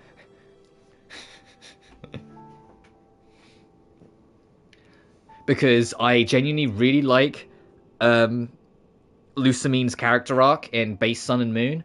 And I know they changed it, and something about that just stopped me playing the game, and I still have yet to pick it up. I literally own the game. I'm literally looking at the cartridge right now whilst I'm talking, and I just haven't played it yet. I've had it for like years. Because I was planning to, one man. I was planning to. I got it in a bargain bin sale, and I had every intention of, and then I heard, and I was like, I'll get around to it, and that get around to it just never happened. No, it's not a waste of money for the simple reason of the game is like 10 times more expensive to get a hold of nowadays than it was when I got it. I'll get to it eventually. Then if I better not get the BDS SP treatment, I swear. I hope not. I genuinely hope not. I want... The thing with Gen 5 is that, and I know it's not going to happen because they never get enough dev time and it fucking... or budget. I would want them to remake both Part 1 and Part 2 together. Not literally together and merge them together, but as in, like, you get, like, Pokemon, I don't know, Super Black and Super White, just for, like, making up a word. Like, making up a title. And it's, like, when you fire it up, it's like, do you want to play Black 1 or Black 2? You know? Make it, like, one big collective thing where it's, like, one package. Because if they just remake Black and White 1, to be blunt, you're remaking the harder to get into side of Black and White. I love Black and White 1. I genuinely really do. I love it so much. I think it's very interesting, and I like the different approach it takes. However, I'm not, like, naive enough to pretend it was for everyone. That game was very divisive when it came out, because it gave you no ability whatsoever to access any Pokemon from the first 4 generations, while also giving you the most linear game at the time. Like, you could only go from point A to point B for the entire journey. You really couldn't branch out and take an alternate path or go to a side area or shit like that. It was super fucking, like, locked down. You did one path and that was it. But Part 2 let all the other generation Pokemons in and opened up your ability to explore the map a lot. And so it became a lot more like a traditional Pokemon game. So it's like, it's a far more accessible game.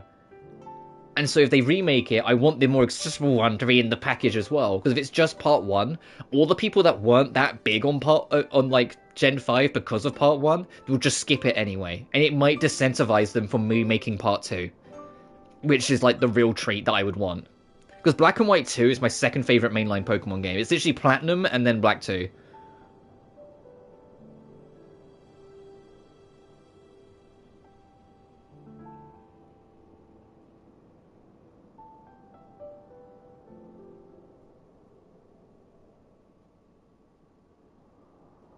I'm on 0. I get what you're saying, One Man, but it's not a matter of I never plan to play it. It's a matter of I always have intentions to play it. I just don't get around to it. So getting it when I got it for £11, and when it's online currently, it's like £90. I'm like, yeah, no, I'm glad I got it for a tenner.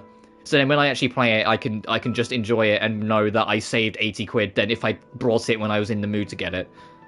I'm ribbing you, but you also know what I mean.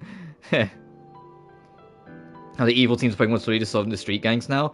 Yeah, but the thing is, like, I unironically kind of didn't mind Team Skull in Gen 7.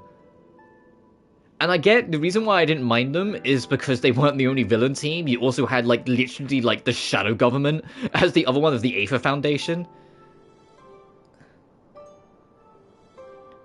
So, like, you had, like, the real baddies. So, like, I didn't mind it, but, like, I couldn't tell you anything that I cared about with Team Flare in Gen 6. I don't, off the top of my head... Oh, no, it's the fucking, like, fan club in Gen 8, isn't it? I forget what they're called. Like the Goth Girls fan club. And then in Gen 9, it's literally just, like, the school bullies. And that's the baddies. Until you get to the end.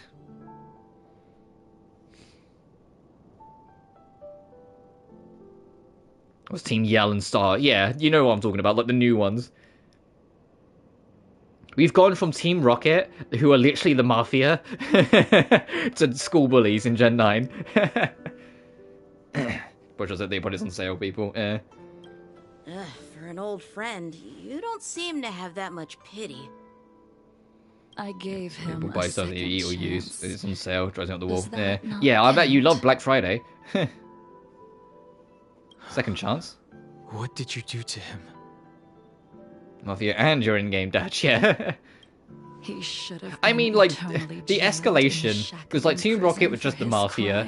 Aqua and Magma were geo-terrorists. Team Galactic were just straight-up terrorists. Team Plasma was Peda, you know, the ultimate evil of the planet. And then Gen 6, it was scientists who are just discount Team Galactic. Gen 7, it's hoodlums and the government.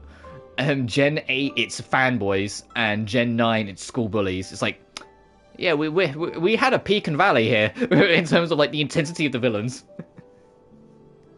I took the shell that once held his soul. True, my homies ate to him. I let him die 100 deaths to remind him of the karma of his previous life. Afterward, I heard he was reborn, and even gave himself a name. We've idled too long. Let's head to the alchemy. Oh, Jingliu's calling me out personally. So we stood around here for too long talking about Pokemon. Let's go. And she just walks, march of her own heartbeat.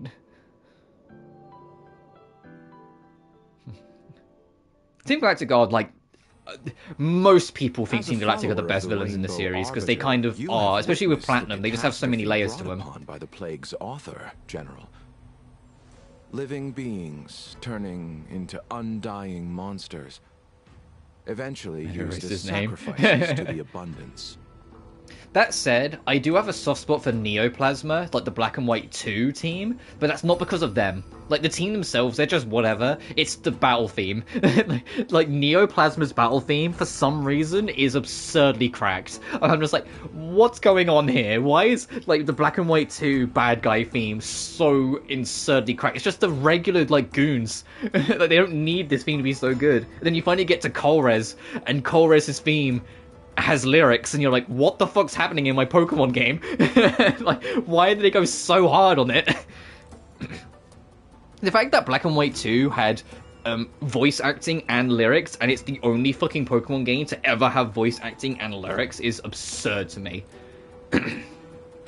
Especially coming to the fact it's like a DS game and not a 3DS game. It's like, how did we go backwards after that?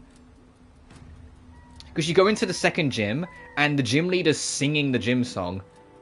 You go to, I think, is it the third or fourth gym? I think it's the fourth one, because the third one's like the bug gym. You go to the electric gym, and it's a stage show performance with backing singers. And, like, it opens with the actress singing, like, tell me what I need, because it's supposed to be like the little sex appeal thing going on.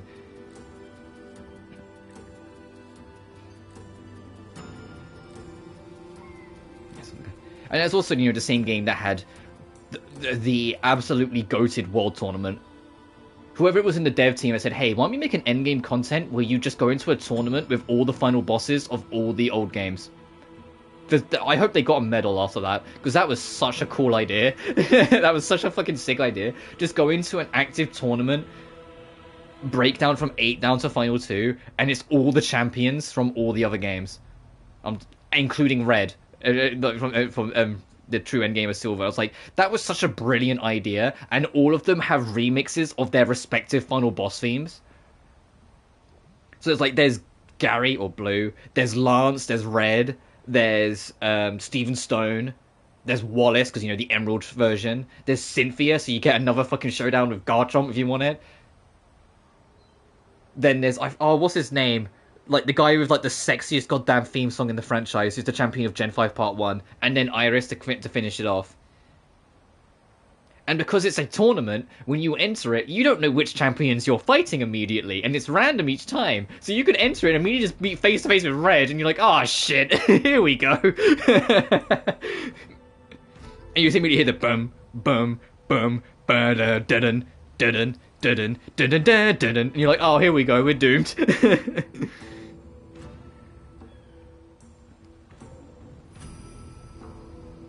Yeah, the Electric Gem was the drag performance, or the show performance, where she walks up on stage and it has like 3 versions of the theme depending on how far along the show it is. Because, you know, all the gyms had unique gym themes, another thing that never came back. Gen 5 Part 2 was such a tribute and send-off to the franchise, it felt, because it had everything. And then you go to Gen 6 and it has nothing, and you're like, why did they bother? Red v Ash when? Red would eat Ash alive. I don't know, at least in my humble opinion, it would be a fun slaughter to watch. I don't think Ash would win. Had the whole animated trailer. Yeah, it had the whole anime trailer as well, that was cool. What do you think should be done to put an end to it, General? I know, that's the point. As power of friendship, red power of... So that one day, yeah, shutting the fuck up and, like, grinding in the mountain for 3 years. The fact that man grinded in the mountain for 3 years, and the best he could come up with was a level 88 Pikachu, or 82 if you're playing the original, it's just like, man, all that took me was like a 5-hour grind session. What was you doing? What was you doing for 3 years? Under the auspices of the Rainbow Arbiter, the faithful Cloud Knights continue the hunt. And I don't know, like, I haven't played him in a while, so it might be different now, but as a kid, I thought the secret super boss against Steven Stone in the post-game of Emerald was harder than the super boss against Red. Even though he's a lower level, he just has a more varied moveset with his team to just kind of, like, outplay you and fuck you up. And because he has Steel Pokemon, and this was before Fairy, so Steel next to Dragons kind of ruled the world. Like, he would just kick my ass. Like, you bring in a Fire type, it's like, no, he does away with your Fire type, now what you got? You're like, ah, right. Oh man, soloed Red with the Dragonite, fair. Dragonite was the old king. I usually go in with Red with a Titar, with Tyranitar. Because Titar's really good for Gen 2. Take me, I don't think Titar's as good nowadays because it's a slow-ass motherfucker, but it was good. It was very good at the time. Yet my goals are aligned with the Alliance. The Hunt is not the only faction in the universe that wants Yaoshe dead. It is natural for short-life species to yearn for immortality. That is expected of any intelligent life form. Him and the dog uses Titar. Well, I mean, it's a good choice for a reason in Gen 2. Eon. Such a goal is so impossible. I mean, I'm also like a huge Metacross stan, and any game whatsoever that has a Beldum, I will pick it up. Because I'm a huge Metacross person. I love Metacross. So, in order to sever Yaoshe's curse, one must look to the source for a different solution. Try that moment here. Which is Alakazam and Gengar. Oh, fair. I mean, nowadays I can't because I don't have anyone to trade with to get Zam and Gengar. But, Kadabra you can still make work really well. Haunter, not so much. Haunter I tend to find is too much weaker compared to Gengar. But like Kadabra, I feel like you can get a lot of use out of even as just Kadabra. Honestly, like my go-to, I always try and get a Beldum, and although people might raise an eyebrow to this, I always get a Zubat. I know people think Zubat's bad because it's everywhere in every cave, but you get that Zubat to a Crobat, you've got a lightning-fast poison machine. You just get cross poison, you're in. You just get cross poison as a skill, you're fucking in. Your Crobat's now cracked. Legit tortured red with Gengar. Oh yeah, fair. I mean, yeah, because like Pikachu is a threat to Gengar a little bit, but it's not weak to it. Espeon is like the only, like in like Soul Silver at least. I know in like Crystal he has a different team, but in Soul Silver Espeon could be a threat because of Psychic. That would fucking delete Gengar. But the rest of the team are all neutral to it, so yeah, you get advantage, you're fine. Oh wow, that's a brilliantly mean. Oh no, yeah, only pay UGs. Yes, fair enough. If you have a DS and can find it cheap, I would definitely recommend the Gen 2 remakes. Soul Silver and Heart Gold are super good because they incorporate all of Crystal's content into it as well. And they made the level of Red's team a bit higher and rearranged a couple Pokemon to balance it better. Because he has a fucking Espeon in Soul Silver and, to like basically be the ghost wall to stop you just sneaking a ghost type in to try and like deal away with the team. He will just swap to Espeon and Psychic Cure us. And because it's a fast thing, it will go first, so you might not even get your Hypnosis in. DS and PSP. Oh, that's a shame. Yeah, I still have my Diamond, my Platinum, and my Soul Silver from their respective launches. I still have all 3 copies. I mean, my Platinum copy is hacked now because I'll just jailbroke that game like years ago, so I can just have whatever Pokemon I want for my journeys. Soul Silver I couldn't because there was better jail-safe systems on the DS by then that I just couldn't really get around it. Your master happened upon a revelation and returned from the Mara. She has traveled many worlds and discovered a solution. I'm listening. I apologize, General. I'm afraid the next move will have to be made on the Shu Ling.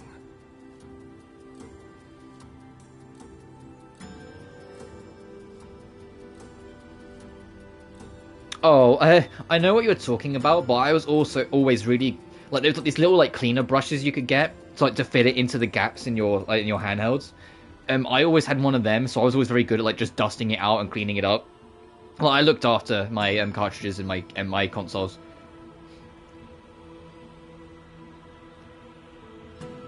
It was my Vita, so I could stream for YouTube. Oh, fair enough. I mean, the Vita's not hard to jailbreak. I haven't broken mine, but that's because I'm happy with mine as is currently. One day I probably will. I mean, can you still break the Vita from within the Vita? I don't know if that's still a thing. That used to be a thing, where you could literally just like Google search one thing on the internet connection on the Vita, and you could just jailbreak your Vita from that. It was hilarious that you could break the Vita from within the Vita. You didn't need to install any third-party anything.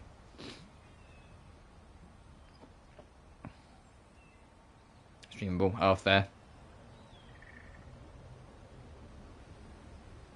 Older ones. Yeah, fair enough. Fair enough, they able to clean in. Expected. But even when I was a kid, I was like super like germophobic with a lot of my stuff. I wanted to make sure everything was clean. Lord's decree to enter Shu Ling and stand before the 6 generals, even the marshal. That is your true agenda. The entire website allows you to jailbreak the hardware to get a custom USB jack into my Elgato. So, oh, fair. Have you ever played Fossil Fighters? No, but I know what it is. I have heard of it. And the purpose of the contents of your coffin. General, you said it yourself. This is beyond your control. It is the law of the Alliance. We cannot deviate from it. Splendid, well done. This was a spectacular move. You've changed, Jingliu. Oh, hello. Suddenly I've got sweet whispers in my ear.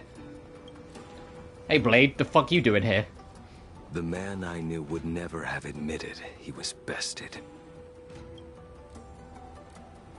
Meanwhile, game's an underrated gem. Back when I was a dinosaur nerd and used to pick games based on how the box art looked. Well, I mean, yeah, that's the whole point when you're a kid. That's the whole point when you're a kid. You see, like, when you're a kid, you see cool box art, you're like, oh, I want it. That's the dying art, unfortunately, nowadays, of it being digital, that you don't get cool box arts anywhere near as much now. Order's already been restored to the Alchemy Commission. Especially from Western side of things. Why are we here? Western devs, it's just like, hey, just slap like a high-quality render of our character on the box. There we go. Now, release.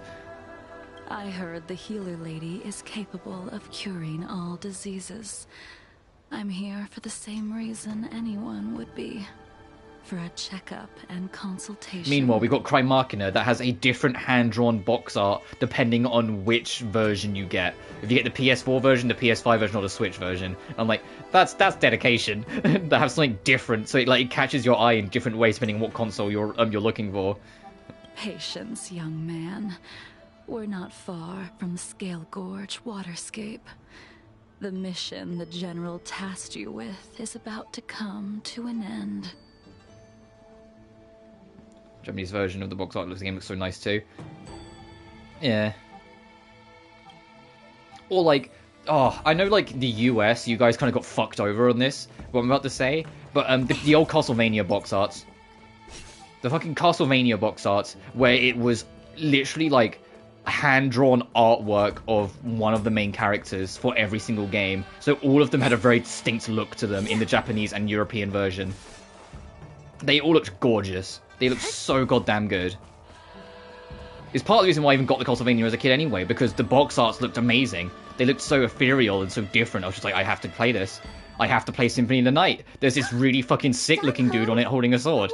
Are you not Meanwhile, you look at the US well? box art, and it's a silhouette of a generic stock image castle. It's like, wow. Wow, okay. Miss Bailu. She's here for a consultation. The only game that was different was like Lament of Innocence. Lament of Innocence's US box art's actually pretty cool. It's a different piece of artwork, but it's still artwork. So they kind of figured it out for that one, and then forgot again by Curse of Darkness. Are you here for your eyes? Or is it something else? My eyes are fine. I cover them to avoid seeing that which reminds me of the past and riles. And some vendors specifically sell game cases of collectors and whatnot. Yeah, because that's my Lament of Innocence box. Because the European Lament of Innocence box is kind of shit. It's like the only real exception to the usual rule of Castlevania. All the other box arts are fantastic in the European version, and then Lament of Innocence is kind of really bad. So I got the custom box, which is based on the Japanese one.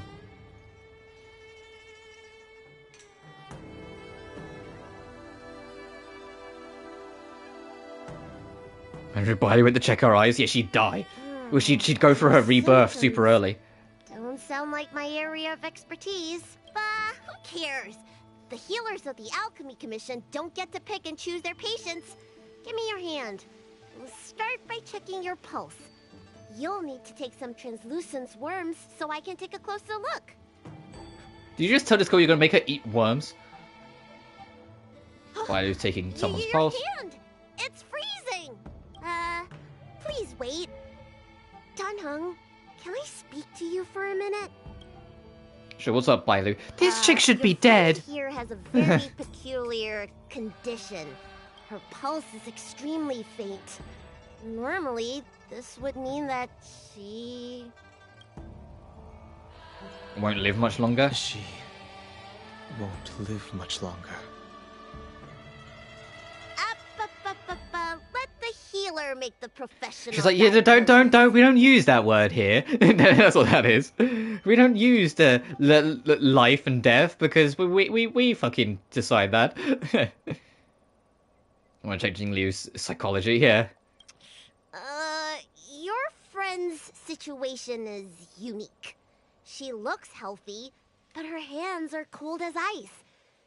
It feels like there's a dark current running and pulsing between her core esse and her veins. I've never seen anything like it. But it's like, I could make More research. a whole new entry of medical diagnoses off of this. Let me keep her. Can you and your friend come back for follow-up visits? Decline respectfully or decline directly. Today's her last day on the Luofu. Ah, what a shame. If she could stay for a few days, I might be able to figure out how to cure her. I'll do my best.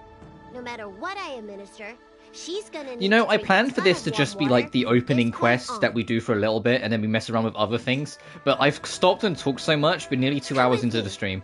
I'll prescribe And we're still some on this one soul-returning quest. Vitality infusion. It won't cure her, but it'll... We're about Ting Yun yet? Yeah, the real Ting Yun is out there somewhere. I don't know where or when we'll find her, but like the Ting Yun that had a like broke her own neck was just a puppet that was used to look like her. The real Ting Yun is out there somewhere, I think. I just hope we find her because it was heartbreaking to see like Yukong, like, you know, setting up the funeral and everything, because in her mind she doesn't know, and they can't assume Ting Yun might still be alive out there. All they know is that Ting Yun broke her own neck. Are you in trouble, Dragon Lady? I'll come along as well. Which is still metal as hell, but still. No, they say even like shortly after it that there's a chance that it wasn't the real Ting Yun. They're specifically saying it's only a chance because it feels like they don't want you to believe she's completely like she is alive, but they don't want you to just think she's gone either. That's how it came across. They don't want you to think she's completely still alive, but they don't want you to think she's gone either. So they just say there's a chance that it was a doppelganger or some kind of influence by that destruction goddess bitch. Flantia, whatever her name was. A little walk will do me good. Oh, you mean to pull a chapter 9? Yeah. After chapter 9 came out, yeah, fucking goodbye Himiko. She was not playable anymore in Impact 3rd. Give me back my medicine box! That thing runs so fast! Don't let it get away! Fantia. Yeah, you knew what I meant.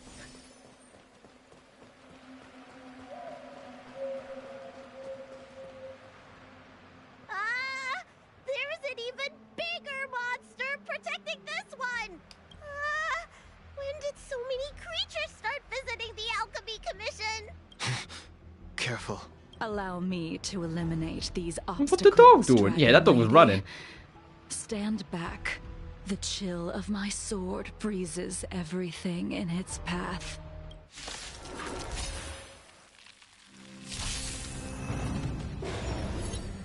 Great.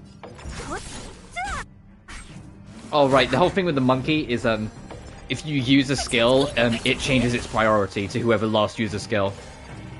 So you kind of got to, when you know its turn's coming up, have someone that you don't mind taking the punch to the face. This battle is unavoidable. And everyone else do normal attacks. Don't mess with me. Because now it's going to aim on Sealer. Tokyo Chase, yeah. Which, to be fair, also, ow, that did a lot of damage. Tedious. That's a lot of damage. Blade of Moonlight.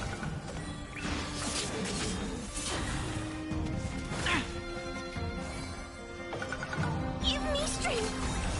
What a headache. Alright, dog's dealt with, now it's just a monkey. Ah, fucking going for it. Fiends or devils, I'll crush them all! All will be revealed in lunar flame. I'll free you from disappear among the sea of butterflies. Illusions of the past. Ah, not enough. Ow. Scratch. You'll pay for this. Oh, it's tired, so we can't mark anyone anymore. Nowhere to run. It's dead now as well.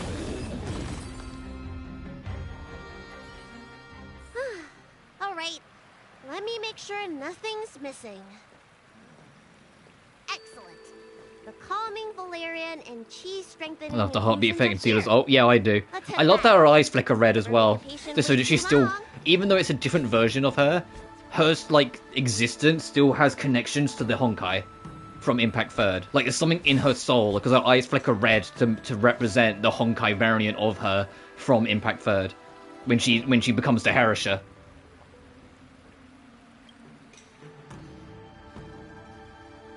Apologies again for the delay. For those who don't know what I'm talking about, to keep it very brief, in Impact Third's universe of Zila, she's one of the few that gets chosen to basically forcibly inherit an alien god's power.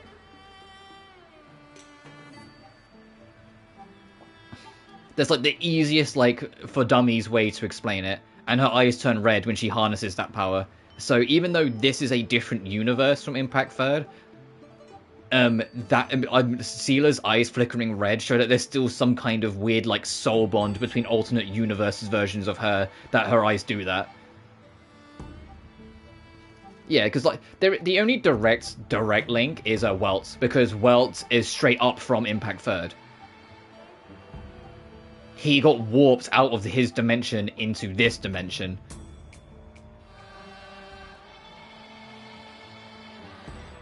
And it's also why he's closer to Himiko here, because he knows Himiko's fate in Impact Third. And so he's closer to her here to try and basically stop this universe's Himiko from suffering the same fate.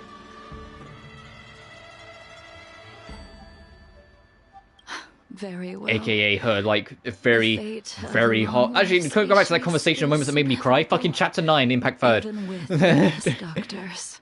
I was one of the many that fucking felt pain after watching Himiko's sacrifice. Mara-struck?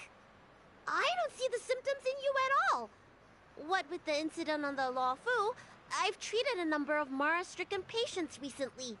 They all presented with signs of incoherence, delirium, or frightening physical mutations. You don't seem to have any of that. I made a deal that allowed me to retain what life I had left in me. I may be sane, but one thing is certain. My mind is already at its limit. And yet, I still have many unfulfilled wishes, and plenty of unfinished business. The Mobius. Oh, fair. Yeah, no, Chapter 9 is mean. Chapter 9 is extremely mean, and it's so many layers to it that make it so heartfelt.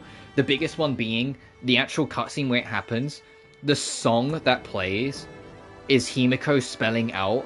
Like, the song represents Himiko, and it's her spelling out what lengths she's prepared to go to keep the only remaining member of her family alive. To keep her niece alive. And so, like, when you hear her, like, literally actively sacrificing herself, literally killing herself whilst fighting the first Herisher, knowing she's absolutely not going to survive this, but she'll get to keep Kiara alive, and that's all that matters. And then the song screaming with this strong orchestra and rock music about how she would kill the whole world if it meant getting to spend another day with her, if it meant getting her to be happy again, if it meant to just be able to breathe again for her. It fucking hits. Dude, like, that bit, Chapter 9's ending with Himiko and him back third hits so hard. And the song just doubles it down. And what makes it worse is that when Kiana, like, comes back to her full strength and takes on the lessons from Himiko, way later on in the story, she has her own moment where she nearly sacrifices herself. And her song that plays in that scene is a direct response to Himiko's song. All of the lyrics are directly challenging and responding Himiko's song. She's accepting her place in the world and accepting what it is, but now instead of just fighting to do everything, even if it means killing to save the one member, it's what can I do to save all my friends.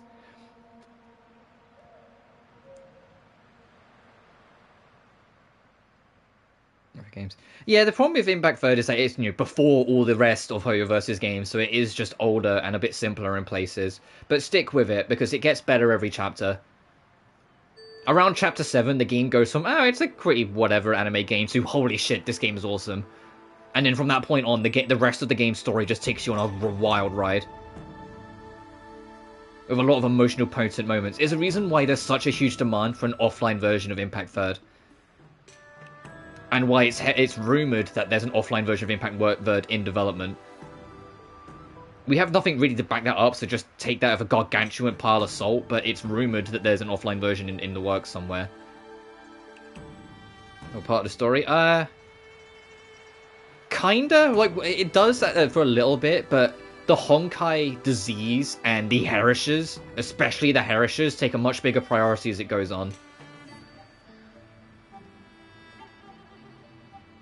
And Keanu and Reinmel's relationship as well, because those two, although they don't explicitly say it because China, those two genuinely love each other, and the fact that they're literally Kiana's path and the journey that she knows she has to take is one that's very stubborn and self-centered, even though it's the right thing to do, like actively pisses Metal off for like a lot of the story. So she steps in as an opposing force and even gets into a boss fight against her at one point where she kind of kicks her ass. It just kind of makes their relationship and the nature of it have a lot more emotional impact as well as it goes on. And the fact that all the cutscenes, starting with like chapter 4, are done by a proper animation company just makes all the cutscenes really like stylish as well.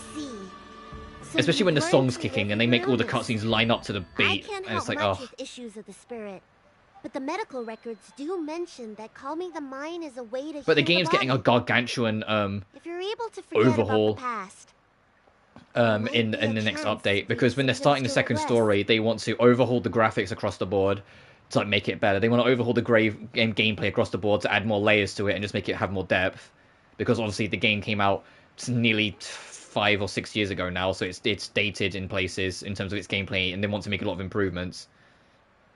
And so like the whole game as a whole is getting like, even though it's going to be like, I think it's going to be 8.0, it's going to be like an effective like 2.0 in terms of like the entire game is going to be very different.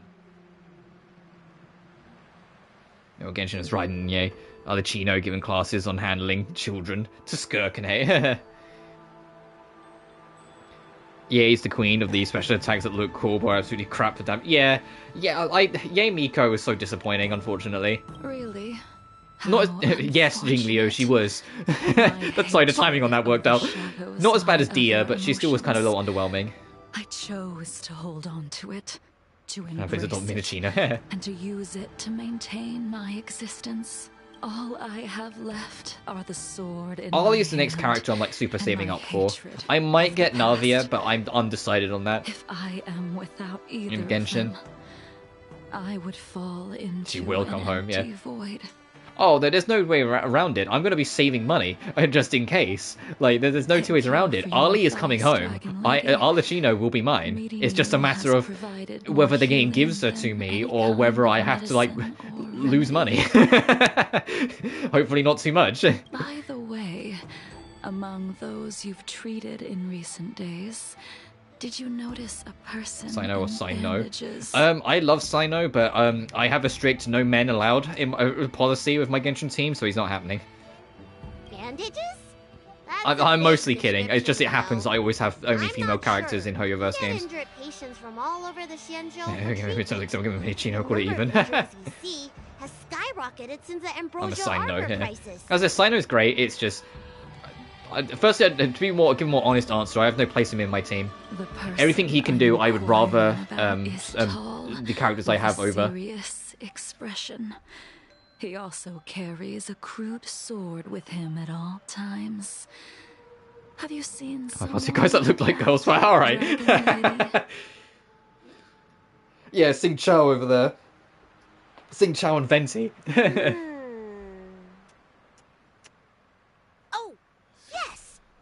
Came by today that matches that description. Gonyu, Albedo, X-Chow, Sino, Yara. Yeah, that was like the biggest thing. Albedo is how you pronounce Albedo, but I grew up with Xenosaga and Xenogears. Well, the other way around, Gears was PS1, Saga was 2. And so I grew up with Albedo. It's the exact same spelling, so I always just assumed that's how you pronounced it. So when I got to Genshin and got introduced to Albedo, I was like, what? Like, it really threw me off. Because I was used to Albedo. He had a strong scent of blood. It comes in with random here. The way he behaved, It must have been fairly And Albedo minor. isn't a villain you forget Didn't easily in even take the Xenosaga, medicine so I prescribed. he's the one that cuts off his own head, then sticks his hand inside a 10-year-old girl. Like, he's the one that like creeps every motherfucker out. I'm like, Alfredo. Yeah, that's right. Albedo's alright. He's very situational, though, is the problem. Probably looking for a different kind of medicine.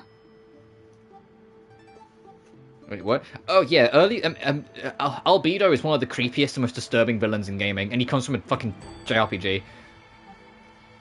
Because he's immortal and he knows he is, so he doesn't give a shit anymore.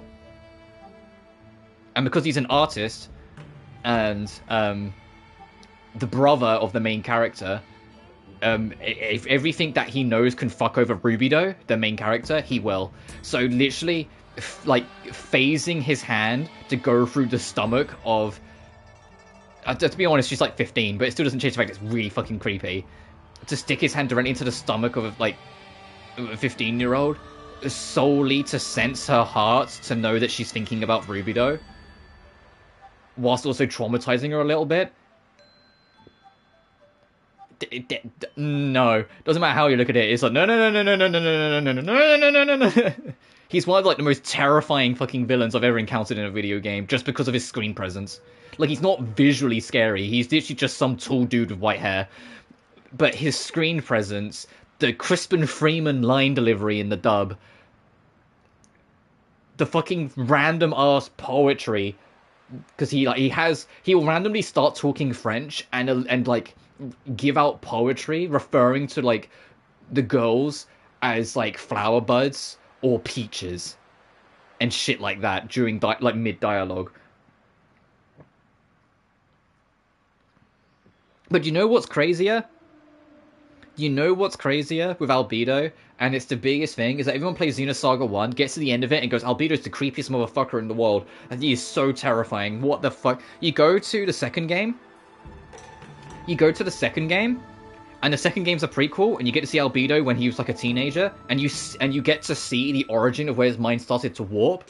And I kid you not, it made me feel sorry for him. And I was like, how did you do this? How did you make the villain that scared the shit out of me and made me feel sorry for him? Because you see the origin of him learning he's immortal, but also in that same moment learning everyone else he's ever loved isn't.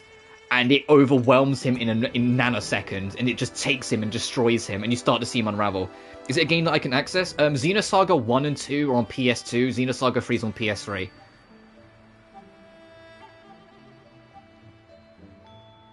They are hard to get financially, just because they're like ancient treasures, and Square Enix own the rights to them, so they're never going to fucking remaster them, it feels like. Well then, it would seem that everything. And the third is game in directly place. ties into Xenoblade. Let's go meet Which is crazy. our old friend.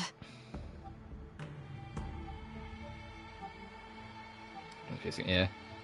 Like, one day I hope Square Enix will remaster them. And I mean, they really should, because Xenoblade is, like, you know, did what, like, insanely good for Nintendo. It's like, hey, Square, you own some of the Xenosaga games. You literally own Part 4, Part 5, and Part 6, technically, because Xenogears is Part 1, 2, and 3. Oh, actually, no, Xenogears 3 never came out, so Xenogears 1 and 2, and then Saga 1, 2, and 3. So Part 3, 4, and 5, sorry. Like, come on, that's like easy money whilst it's on people's minds. Re-release those games or remaster them. PS2, my games since without Garter card. Yeah, fair. And things can be broken people unless they're an Enoshima. Yeah, unless they're Junko from Dangan.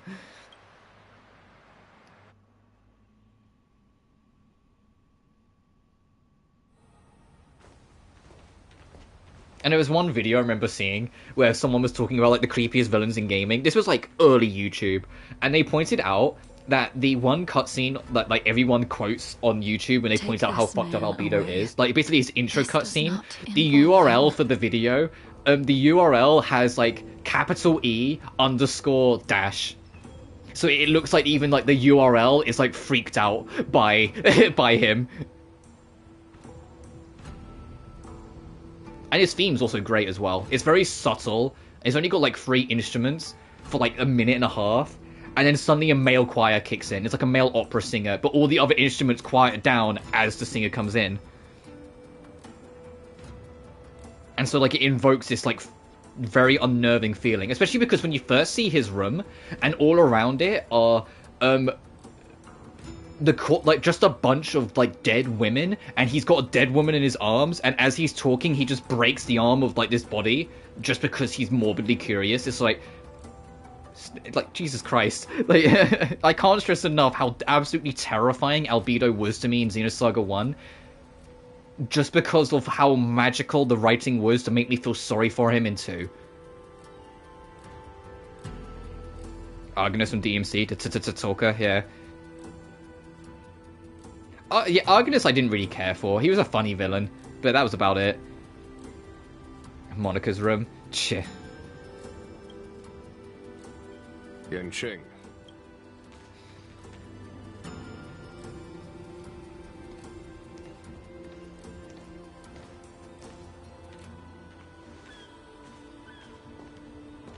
And so, everyone is present. I never thought the High Cloud Quintet would be able to gather again in the same place. That fun DMC villain was Arius from 2-1. I will be the king of this world! That one? Yeah, I know what you mean. If I King? Yeah, here's your crown. Like the only cool line Dante says in 2. Made a promise here 7 centuries ago.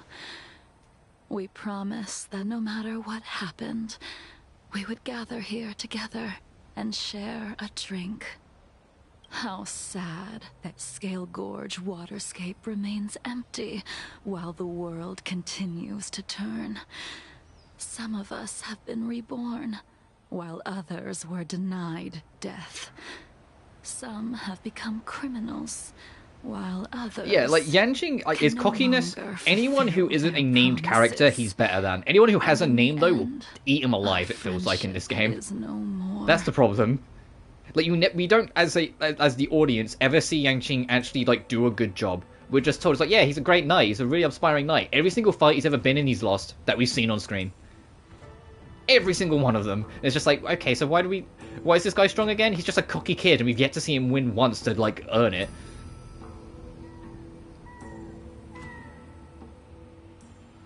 Or is this VA the flowers? You put his order into the character, so you love the character for the charm, yeah. Soon, I will be shackled and tried. This will be the last you see of me. This is why I sent out the invitations before departing, hoping that everyone would be gathered here for my final farewell. Yeah, Jingliu's lapdog. Did the general not teach you to choose your battles wisely? And Jingliu's like, I'm gonna take you both on! Fucking imbibe to Lune and Blade sort of opposite him. Like, yeah, alright, good luck, mate. I'm never gonna let that go, I don't think. I'm never gonna let that go. That was such a brain-dead decision of pure arrogance that he thought for even a second he was gonna win against a High Elder and, like, a 1,000-year-old assassin. At the same time. Yeah, okay, cool. Yeah, good luck there, Yanqing. I'll see you at the funeral. Too hard if I didn't try it. Yeah, the fact that Kafka had to step in and stop them, just because even Kafka was like, this is stupid. Fucking I'm gonna stop this. They're just gonna keep on barking at each other. Imbibitor Lune, the chief culprit, chose to use the transmutation arcanum as a means of resurrection, begetting terrible transformation and great calamity in the process. So are they all about to like try and kill Dunhung here, or? Because it's starting to come across like that's why she got everyone together. The accomplice, arrogant and oblivious, used the flesh of the Abundance Emanator to assist Imbibitor Lune in his evil. He fell, becoming an immortal abomination. As for Jingliu, the sinner, she succumbed to Mara, slaughtered her people, and abandoned her oath. Now it is time we pay for what we have done. Dunhung, you can never escape the shadow of Imbibitor Lune. He is your origin. I mean, 5 people free must pay a price. Yeah. The freebing Jingliu, Dunhung, and Blade. You meet your eventual doom. That's why this story quest started with Blade staring down Jingliu and saying, "You are not one of them." Blade. What a fitting name. In the remainder of your infinite life, you will experience only murder and your own death, all the while pleading for a place to rest. Oh, absolutely. Jingliu was just calling them all out. She knows she's onto all their bullshit, but she's too... Like, she's too far committed to where she is to care. She's just saying it how it is and then just gonna go. And I will face the punishment of the Alliance and suffer an eternal punishment before paying an even worse price. That is the only way to keep the memory of the pain of the past from fading away. High Cloud Quintet, it is time to say goodbye. Jingliu got the lucky path among them, honestly. Yeah, he's still general, you know, he's still living life.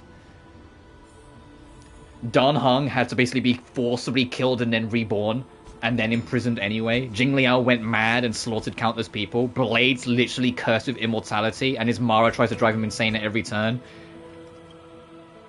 Blade looks coldly at you. Alright, fine, don't fucking say anything to me then. I wanted to hear more Damon Mills' sweet, sweet voice. I want him to whisper more sweet nothings into my ear.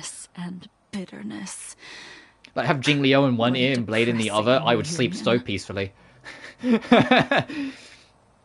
Jingyuan, is it not time you sent me to the Shuling?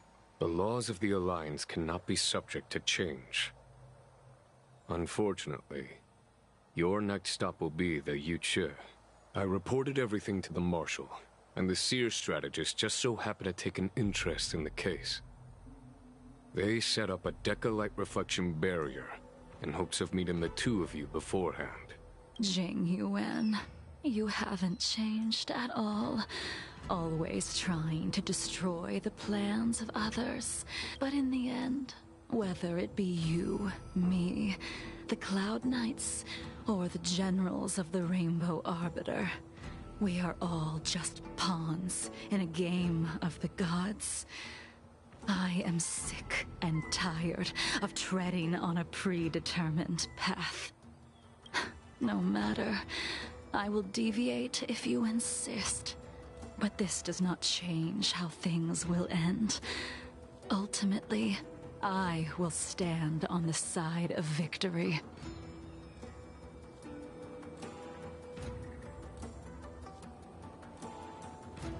I want Jingliu or Jingyuan to tell me a bedtime story. Jingliu gives me Cinder vibes. I don't know if I like that comparison. Then I shall see this gamble through. But she's not like some monster hell. Jingliu, before you leave, you still owe me my due. So I'd let Blade speak for a minute. But she's not out for like cold blood revenge or anything like that. She's done her bit, she's done her time, she's just letting nature be nature. She just had a final few things she wanted to say, and that's kind of like what this quest is. I have tried. Besides inflicting more wounds on your body, there is nothing else I can do for you. The immortality that you possess is not something that can be dealt with so easily. I am sure Destiny's Slave already told you that the swords of mortals are incapable of killing someone with the flesh of an emanator. Blade's over here like, so you dragged me all this way, and you're not even gonna get rid of my immortality? Why the fuck did I even bother? He turns and walks away. He did. But you still owe me the attempt. Ooh. So you still... Ooh, okay, Blade. It's like, hey, look, I still want you to try and kill me.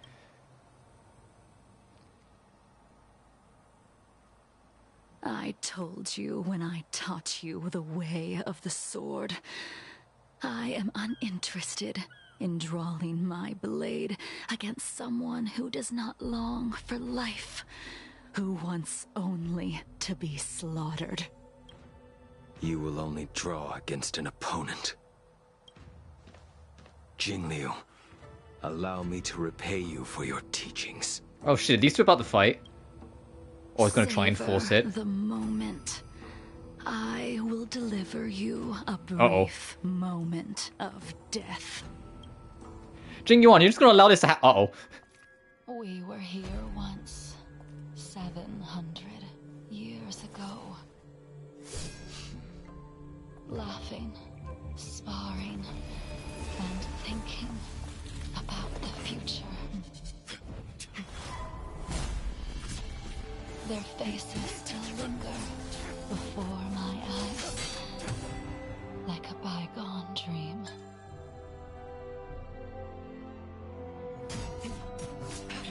I thought those joyful days could flow indefinitely before us, like a Xianzhou lifetime.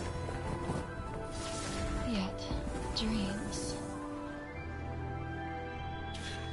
will eventually fade like clouds from the sky.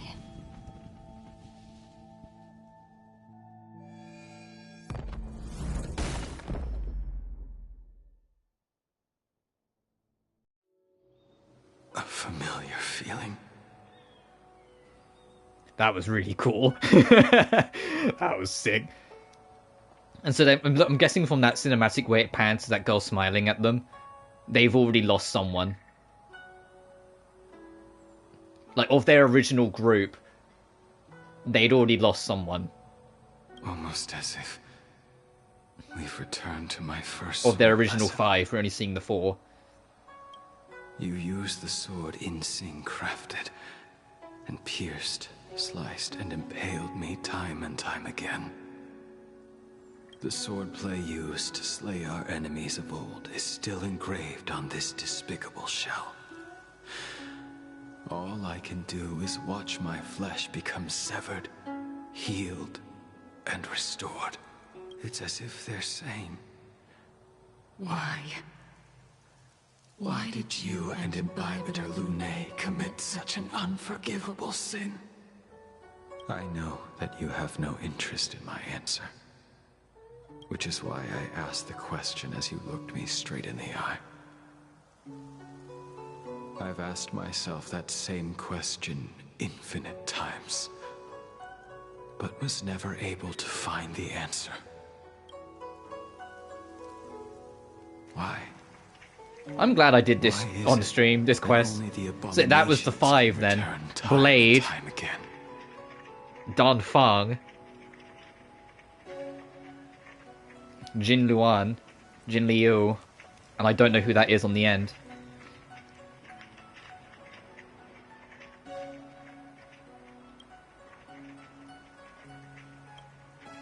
God, look at how happy. They just look.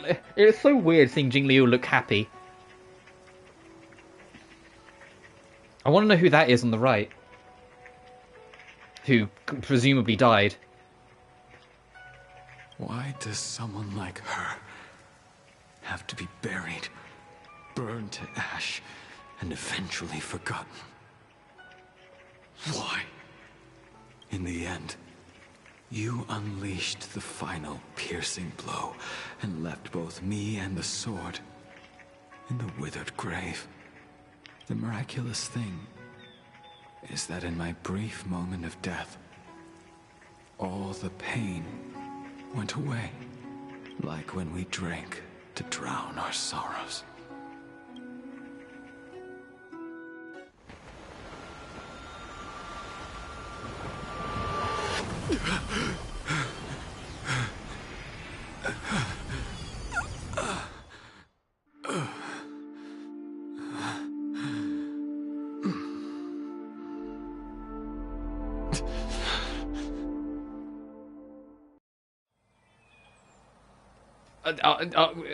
We're back now, I guess.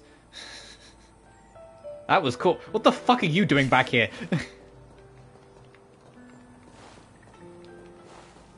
Oh, none of them are going to say anything. Alright, fine. Imbibitor Lunae, what do you plan on doing next? I'm going to return to the Express. Once this gathering ends, I will return to the Express to continue my journey. The Express won't be able to carry you forever. Your friends all have burdens of their own, just as we did back then. I did think about giving up on revenge and letting go of everything when I fled the Luofu years ago. However, as time passed, it became more and more clear. It was like an old friend that accompanied me every passing day, always nagging in my ear. The memories of what I did when I was Mara-struck are deeply rooted. Since I am unable to rid myself of them, I decided to face them head-on in the end. Maybe when I witness the fall of the abundance, you and Ying Sing will find true release. Goodbye. I'm guessing Ying Sing was the name of that lady. Lunae. To be fair, they were talking about sending the passing on, so that makes sense. Earlier on. Hey Blade, are you going to talk to us? She couldn't do it with her sword either. She still couldn't do it. Blade coldly looks at you. We have no choice but to continue the pursuit. This is the price the two of us must pay. If you wish, I will see it through. I will see it through. Elio's script still requires you to stay alive. For now. I don't mind prolonging my vengeance. It might be more interesting that way. Blade with every conversation. Cody's looking at you. Yeah.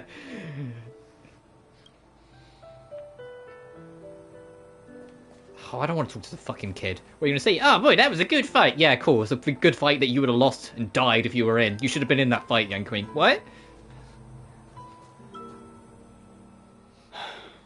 She's gone.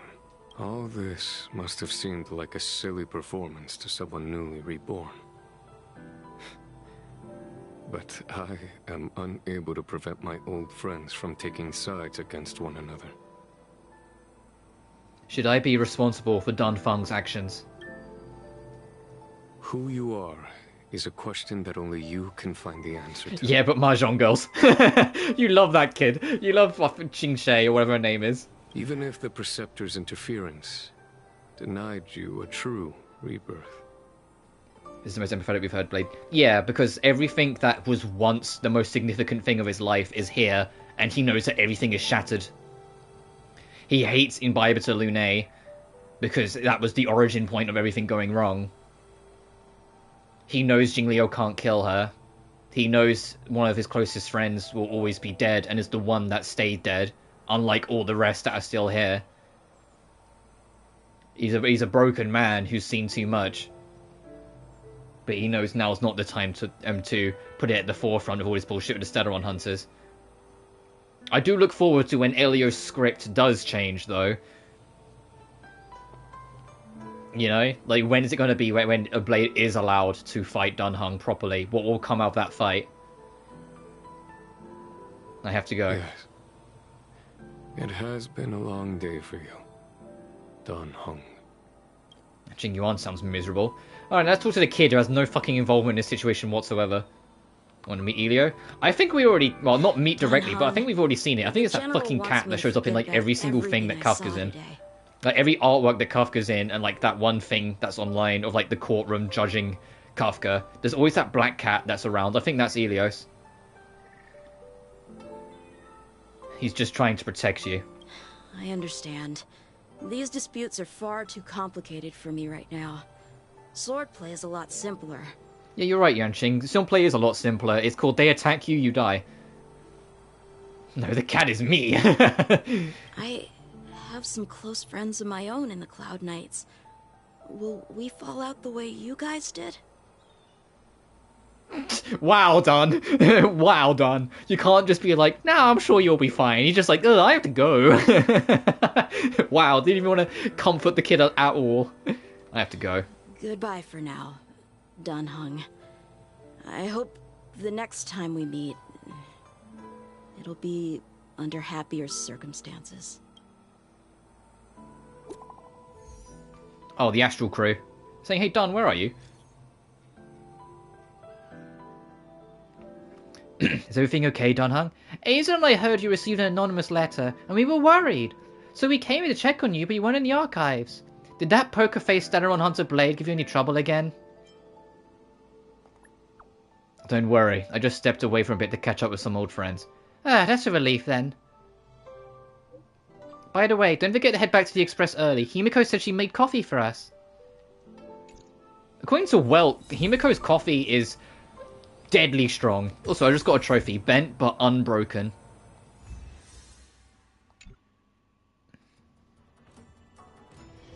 And then we're just back here, because this is where we started the quick. Shit, I just started the other one. I got too close. Branya just sent all of us a message. Did you see it yet? This is the, Yes, I saw it. the festival. Why didn't you reply? Branya's a good friend of ours. Didn't mean to do this. I wanted to go, like, sidetrack for a minute. I'm just not in the mood for idle chat. There's been a lot weighing on my mind since the Luofu. It was tough on the spirit. Donhung, I'm the one who should be sorry. I was being too pushy. You're right. You went through a lot on the Xianzhou. Take all the time you need. Why not come with us for a change of scenery? No thanks. Well, I had to try. I'll be staying on the Express. It's great that Belobog is able to host a celebration. I hope your trip goes well. Alright, Say fine, hi Don, you to can our stay friends here. from- March? Girls' night? She's like, girls' night, and then we just fuck off, just us two. Okay. Rest up. You're not allowed to miss the next Trailblaze expedition. I'll be there next time. He won't budge, huh? Well, because March isn't Looks like as it's rude just or the two pushy of as us, Paimon. then. I mean, March still has her moments where she can be a little rude, but other than that... But it comes across more that she just doesn't know better because, We never you know, get she's the got chance holes in to her go on a memory. stress-free adventure. So sometimes she just says things without really thinking.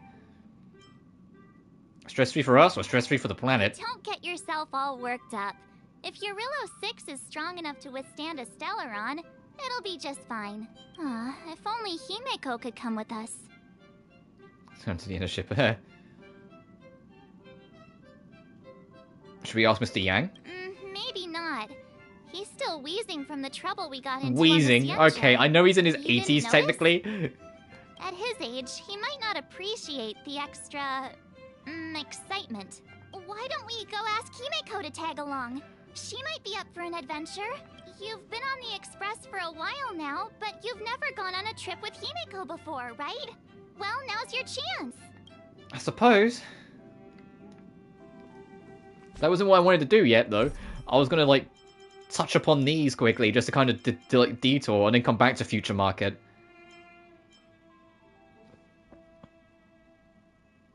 Honkai is tragedy where Lumine and Paimon develop feelings. Made of much harder. I kind of severely doubt it. Maybe it's like family bond, but in terms of actual feelings, no. I don't think that they're going to go down that route at all. Personally, I think that they're trying to go for more like sibling vibe. Oh, Himiko, you're here. I didn't mean. This is another cut. This is two cutscenes in a row. I started by accident. What's the good news? Himeko, there's a celebration coming up on Eurillo 6. Organized by the Supreme Oh, never Guardian. mind, yeah. And we're invited to go take in the sights and sounds. Donhung won't be going anywhere for a while. He's still resting up, so wanna come with us? I mean, Himiko, it would require you to like cover your shoulders because it's a blizzard outside, but you're welcome to join us. I mean, considering how you helped us out with Kokolia. Interesting I'm idea. Sure Yeah, fair Branya enough. would be happy to see you. Ah, so that explains the grin. You're excited about the celebration. Thanks for the invite, but I'm afraid my hands are full right now. please send my regards to Oh, the they're really holding her back. She's like, no. You want to go on an adventure with Himiko? You gotta wait, motherfucker. You gotta wait. You want to go on the adventure with the character that everyone fucking cried for in Impact Third? You gotta fucking wait. You don't get to get it for free. You gotta wait till at least Penacoli. Make the most of the festivities. You've earned it. You two and Don Hung did help save Eurilla 6 after all. I'll be sure to join you guys next time. Yep. Navigators really do have their plates full, huh? Seems like it's just you and me this time. Yeah, girls' night. Come on, let's go. Let me go pack some stuff for the trip first. Come and find me when you're ready to set off.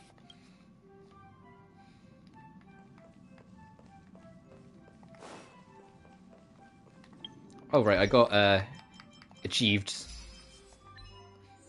Complete companion mission, clouds leave no trace.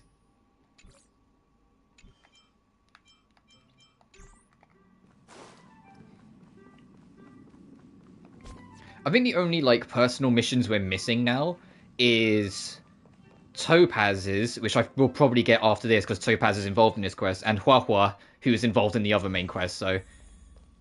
Oh, hey. Since assuming the role of Helm Master, it's rare that I have the chance to gaze upon the stars like this. It should be a view I tire of seeing, but it always leaves me in awe. The heavens really are boundless. What do you think of the place? Thank you. I like it. It's a shame.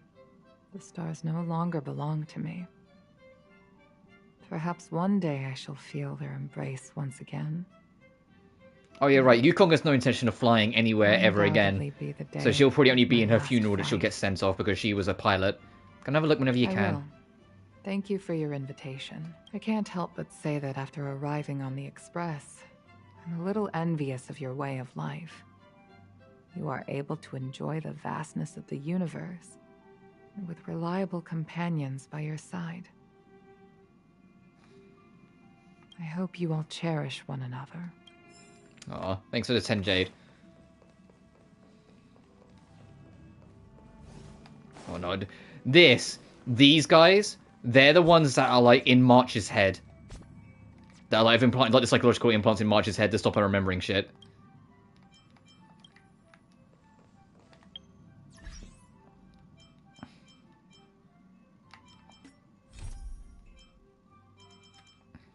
I want to go do this because I want to clean them up.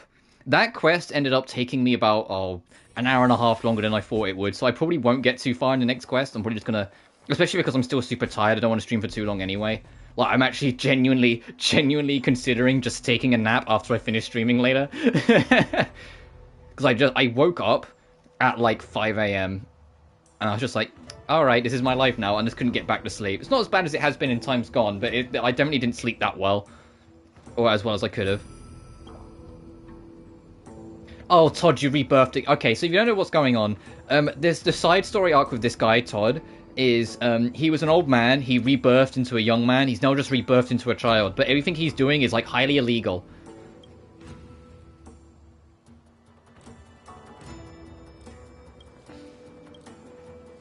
Sloppy the experiment, inevitable result. Like, everything he's doing, like, he's trying to find immortality, but he's doing it like super illegally. Did you even seem to have a switch? Also, you're de-aging.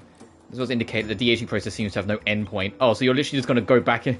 Like, okay, so I go find your mother now, since you'll be climbing back in. Your wish came true. Oh, so you're going to inverse die. What can I help you with?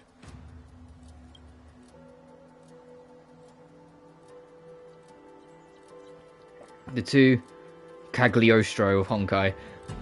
That is a new word to me, one man. What's Cagliostro mean? Assuming I pronounced that right. Nasty joke, enough to satisfy. Sure, his face to be smaller yet again. Sorry, there's a lot to dump on you. I want to say thanks. With me right from the start. I've not been with you right from the start. From the literal split second I learned what it is, I immediately reported you to the Divination Commission. The fuck are you talking about? I have not been on your side at all. I'm only sitting here with you because I know you're going to die. It's a character name in Grand Blue. Oh, fair enough. I don't know enough Grand Blue. That will change. Blade?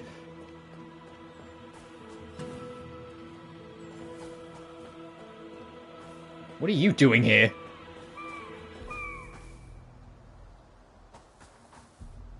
So that will change eventually because I'm really excited for Relink. A figure is standing here, completely silent as he gazes at the statue in the distance. It's you. It's me. Hello, Blady. Call me that again, and I'll be answering you with my sword. Elio has other plans for you, so you may leave here alive. What are you doing? Mourning for folly. That guy. Was he happy? I think so. Oh, right, it's someone else going for immortality, so you were curious. Everybody dies. Some people die harboring hatred, while others get to visit their own burial site. But I can only live, and keep on living on, endlessly forever. The man lets out a lengthy sigh and stops looking at you. Can we talk again? No, you're done talking to me, okay. Oh, and that's where the kid ran off to.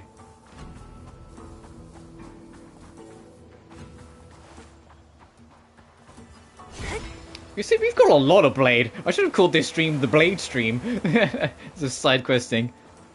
Hang on. Hey, Blade, I know you're, like, brooding, but can I, hang on.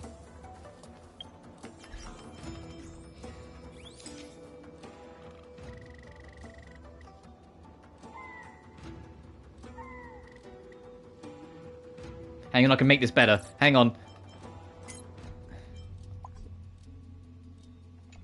Oh, she's too close, damn it.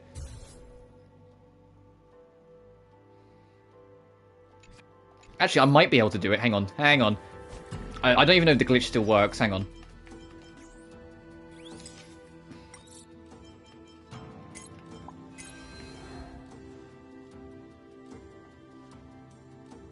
Oh, they fixed it! Aww.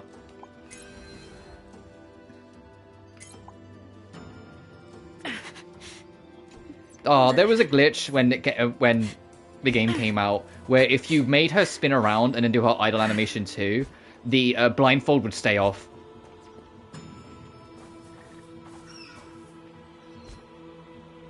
Fine, that means I just have to do it this way. Shines on the truth. And then do it quick because this ability only lasts for so— Fuck! Wow, they put the blindfold straight back fucking on. Like, the ability's still in effect, they just turn it back. Why did they not let you take any photos with her blindfold off anymore?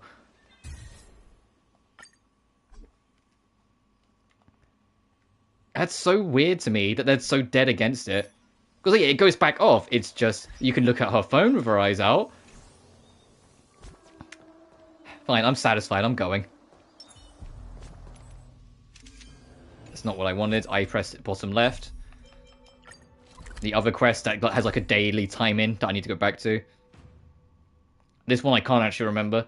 The only trophy I'm missing in this game, I need to get to rank 65. Or the only like trophy on the platinum list. There's also the DLC list, which is the quote-unquote DLC list is do Future Market.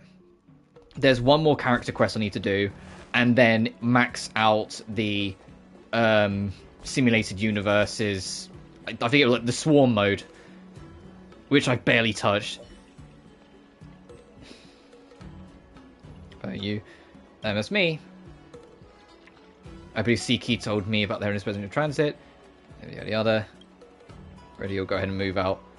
Where are we going? I'm going to work alongside you. Oh, it's one of these. Oh, okay. Yeah, sure, we can do this for a bit. I forgot it's one of these.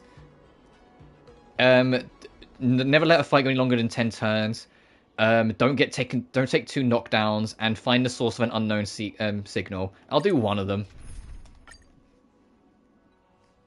Every nation has like 2 of these, or every planet, sorry, where it's a like repeatable quest that has better rewards if you do the harder versions.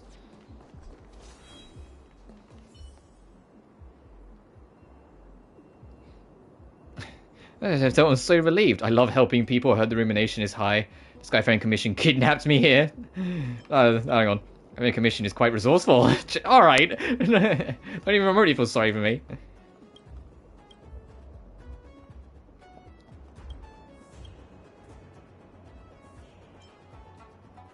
Fight, so exciting.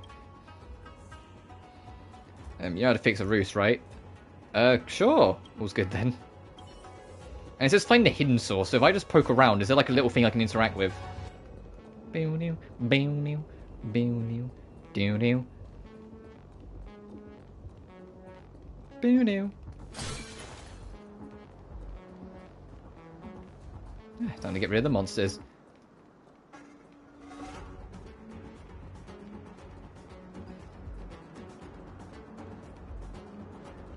So I'm just poking around to see if there's any secrets.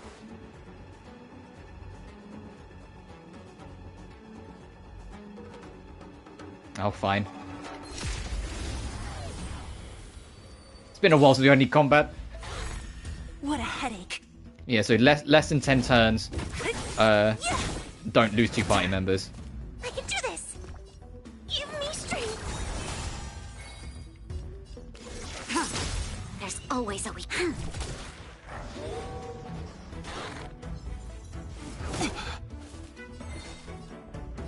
Who's next? I'll end your misery. Oh god, I am actually very tired. My eyes are starting to sting a little bit. I might, after we do this, I might actually genuinely wrap it up. And future market, might either do another time or off stream. Blade of moonlight. Well, I know I didn't sleep well, but I wasn't expecting it to fuck me up like this much. But this stream was exactly what I hoped this stream would be. When I went into it, I was like, well, we're doing mostly just side stuff, so I kind of expected it to be more just kind of like chatting and shooting the shit, and that's what we've done. We've entered the storm. So, and I've enjoyed that. I genuinely, I mention this a lot, but I would genuinely have a stream where we chat a bunch and just talk about different things and whatnot. Over me, like, stopping a conversation because I want to hyper-focus on a story beat. You know? I would much rather just kind of chat about things. Because I know all that's left is, like, the technical optional things. Which is why, like, I'm undecided whether I'll do them on stream. And also do Nelke. I mean, yeah, I should be fine. There's outside of just making sure I get a good night's sleep, I should be fine. I literally just got... I can't even be like, oh, I think it might be my insomnia, because for once I don't think it was. I just woke up super early. You know when you just wake up early sometimes and you can't get comfortable again? And eventually you just kind of accept that this is just... You're up now, you know? Because the more you think about it and the more you're going, oh, I should probably do... Oh, maybe I can try and do... Like, the more you're thinking and the more, like, you wake up. That's basically what happened. But hopefully, assuming I sleep well, I should be fine.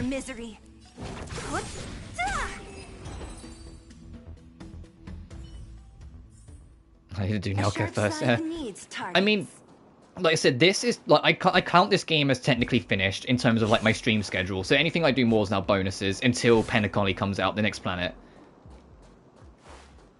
It's all the dang time. But because this is counted as finished, it's no longer a priority project, like like what we had before. The only priority project I have right now is Nelke. We've got Zero Escape, but I'm okay letting Zero Escape kind of lie to the side for a bit. Like, I'm in no immediate rush to get back to it, mostly because like I love that game, but it makes my head hurt because it's kind of busy.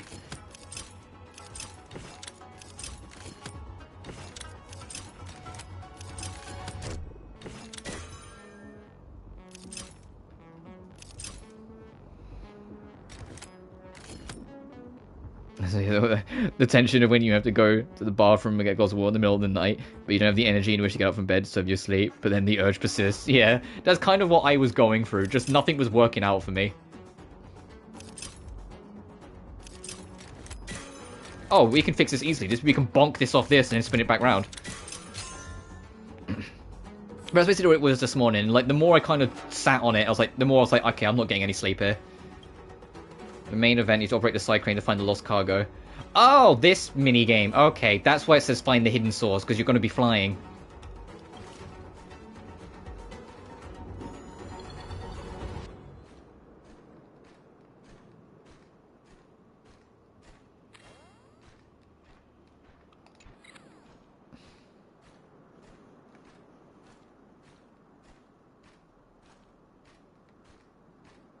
So I'm not going to go straight to the obvious that it's pointing me towards, because there could be something else.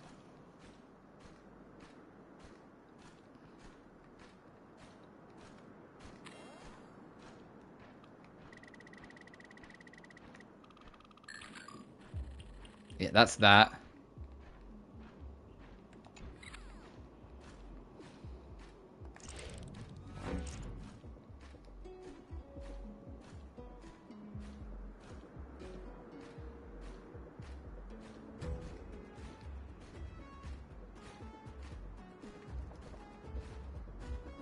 I played Animal Crossing. Yeah, I had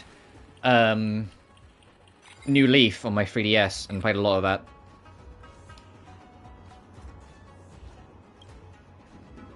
I really enjoyed it.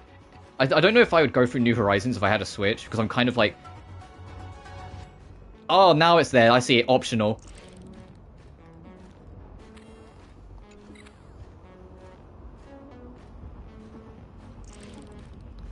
But I enjoyed it. Starscape that had an accident, but there's another side crane here.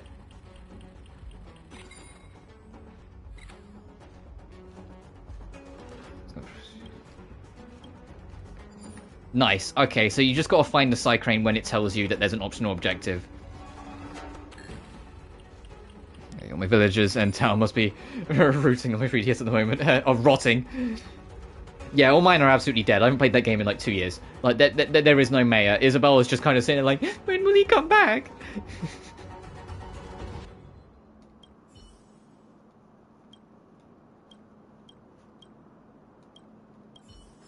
Okay, that's an easy challenge.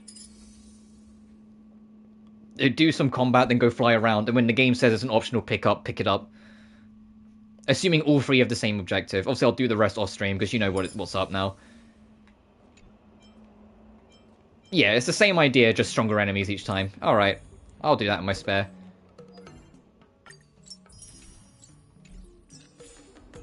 Bruce. I think I had 2 as well. It's been a while. Like, I only... When the, you know when they hit that big overhaul update to the game that added, like, amiibo support? I played that when it came out for, like, a week, and then that was, like, the last I played of it. So it's been a while, because obviously New Horizons has come out since then. And I think New Horizons got an expansion as well, so it's been a real long while.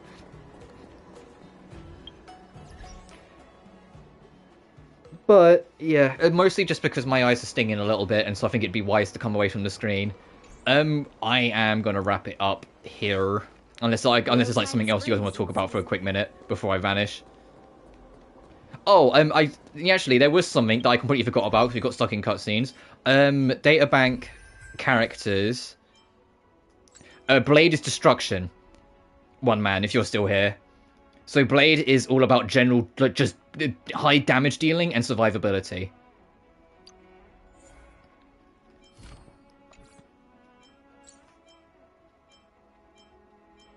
While Silver Wolf, I go to her traces. She does damage equal to 228% of her attack. So boosting her attack is still in your best interest, but also read that little bit. Decreases enemies' defense by 36% for the next 3 turns. And even though it says 85% chance, that figure's orange, which means that percentage will go up if you level up the skill. So you'll get that higher and higher. And imagine at max level it's 10. 75% base chance to just add a weakness to a character. It also reduces the enemy's damage resistance of that weakness type by 20%, so they take 20% more damage in general. She also does extra quantum damage. And then that one, that's just raw boosting damage, you get 50% extra, and eventually it will cap at level 6 100% extra. She can create 3 types of bugs on enemy, reduce their attack, defense, or speed. Every time she attacks, she has a 60% chance of just doing any of them. And keep in mind, once again, that percentage chance, they're orange, which means the percentage goes up if you level up the skill. So Silver Wolf is... she's a debilitator, but... You know, she's a debilitator, but she will fuck you up. I am obtaining her. Fair. That's why I was, like, saying, like, no. Even though she's part of the debilitating group, she's not like Sampo, where, like, Sampo's only good for debilitating. She has a lot for her. I don't want to blame it. Yeah. I said, like, I've got Jingliu for my destruction. And she's fantastic. But I've also got the Hunt. And I said the Hunt are single target DPS. And to be real, your only real option is Zila. I don't know how good Topaz is, but I don't think she's on the same level as Zila, because Zila has a built-in mechanic where the more she kills, the more free turns she gets. So you can just stack turns with her and eliminate the whole enemy team.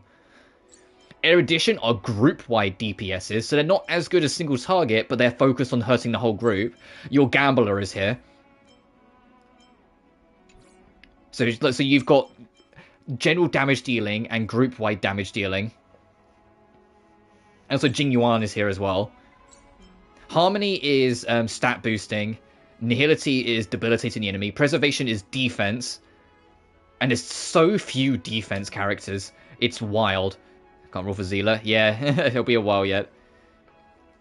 Look, I would have thought there would have been more defense characters by now, but no, it's March or Japard and Fushuan. It's March or 2 characters you have to roll for. And then Abundance are healers. So Natasha, Lynx, Lucia, Bailu, and Huahua. And I have Huahua. Hello, I'm Huahua.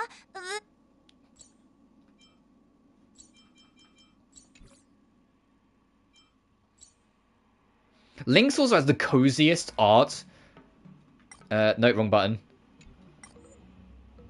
Like, coziest rolling art of, like, the lot. Just camping out with, like, a hot cup of, like, could be hot chocolate, like, a little fishing hole with, like, a ferret watching over her. Like, she looks like she's living the most relaxing, stress-free life anyone could ever have. She looks so fucking cozy. There's a snowboard in the back of her tent. There's, like, a photo of her family, so she's got comfort. There's a camera. She's living a life. But yeah, your team, one man, maybe it's way through the game, is you want Xing Chao, or Xing Che, how you pronounce her name, the smallest character that isn't a child model in the game, by the way. She is literally the smallest. Silver.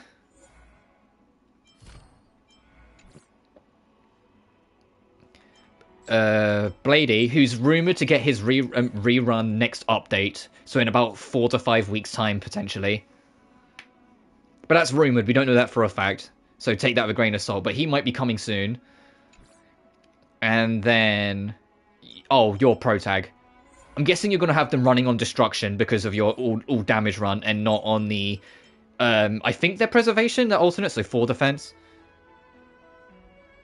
I love short girls all of a sudden. Well, I mean, yeah, the only one that's tall, and well, I'll say Blade's the tallest. You've got, it's, you know, actually, Blade, one man, you know what your team is? It's Blade's dad, Azel's mum, and Xingshe and Silver are the kids. That's your team. It's mum and dad and the kids. Nobody can provide them. Fair.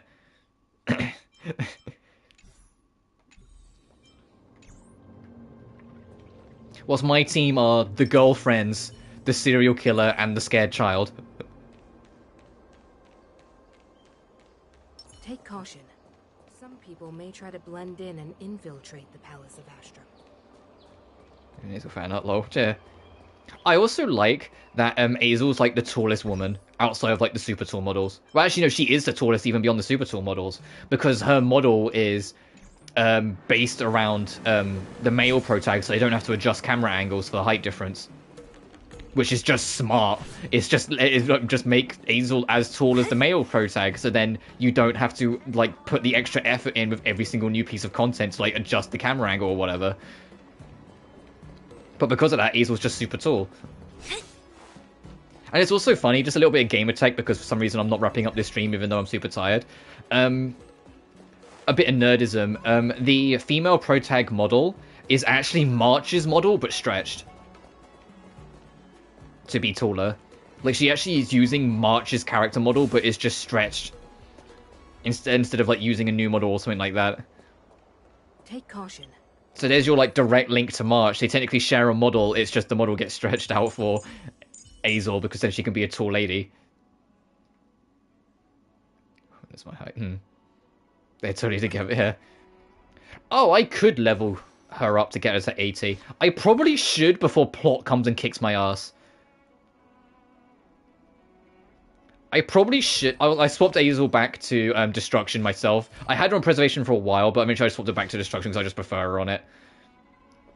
But I know there's going to be a point where plot's going to kick in again, and it's going to be like, you should be this level. Actually, I'm just going to do that now. I'm not done yet. Ooh.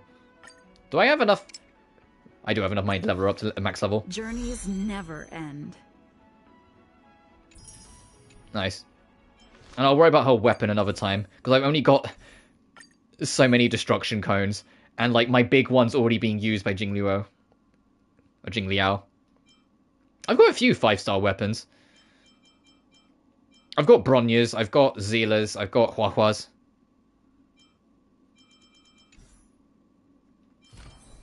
She's only got 4-star artifacts though, which is kind of a problem. I need to kind of probably address that if I want Azel to still be like an extra support of the party. I also want to level up Natasha at some point because I need an extra healer for the Hall of Forgotten Memories. And I also kind of want to level up Ting Yun because Ting Yun's a great support for Hall of Forgotten Memories as well.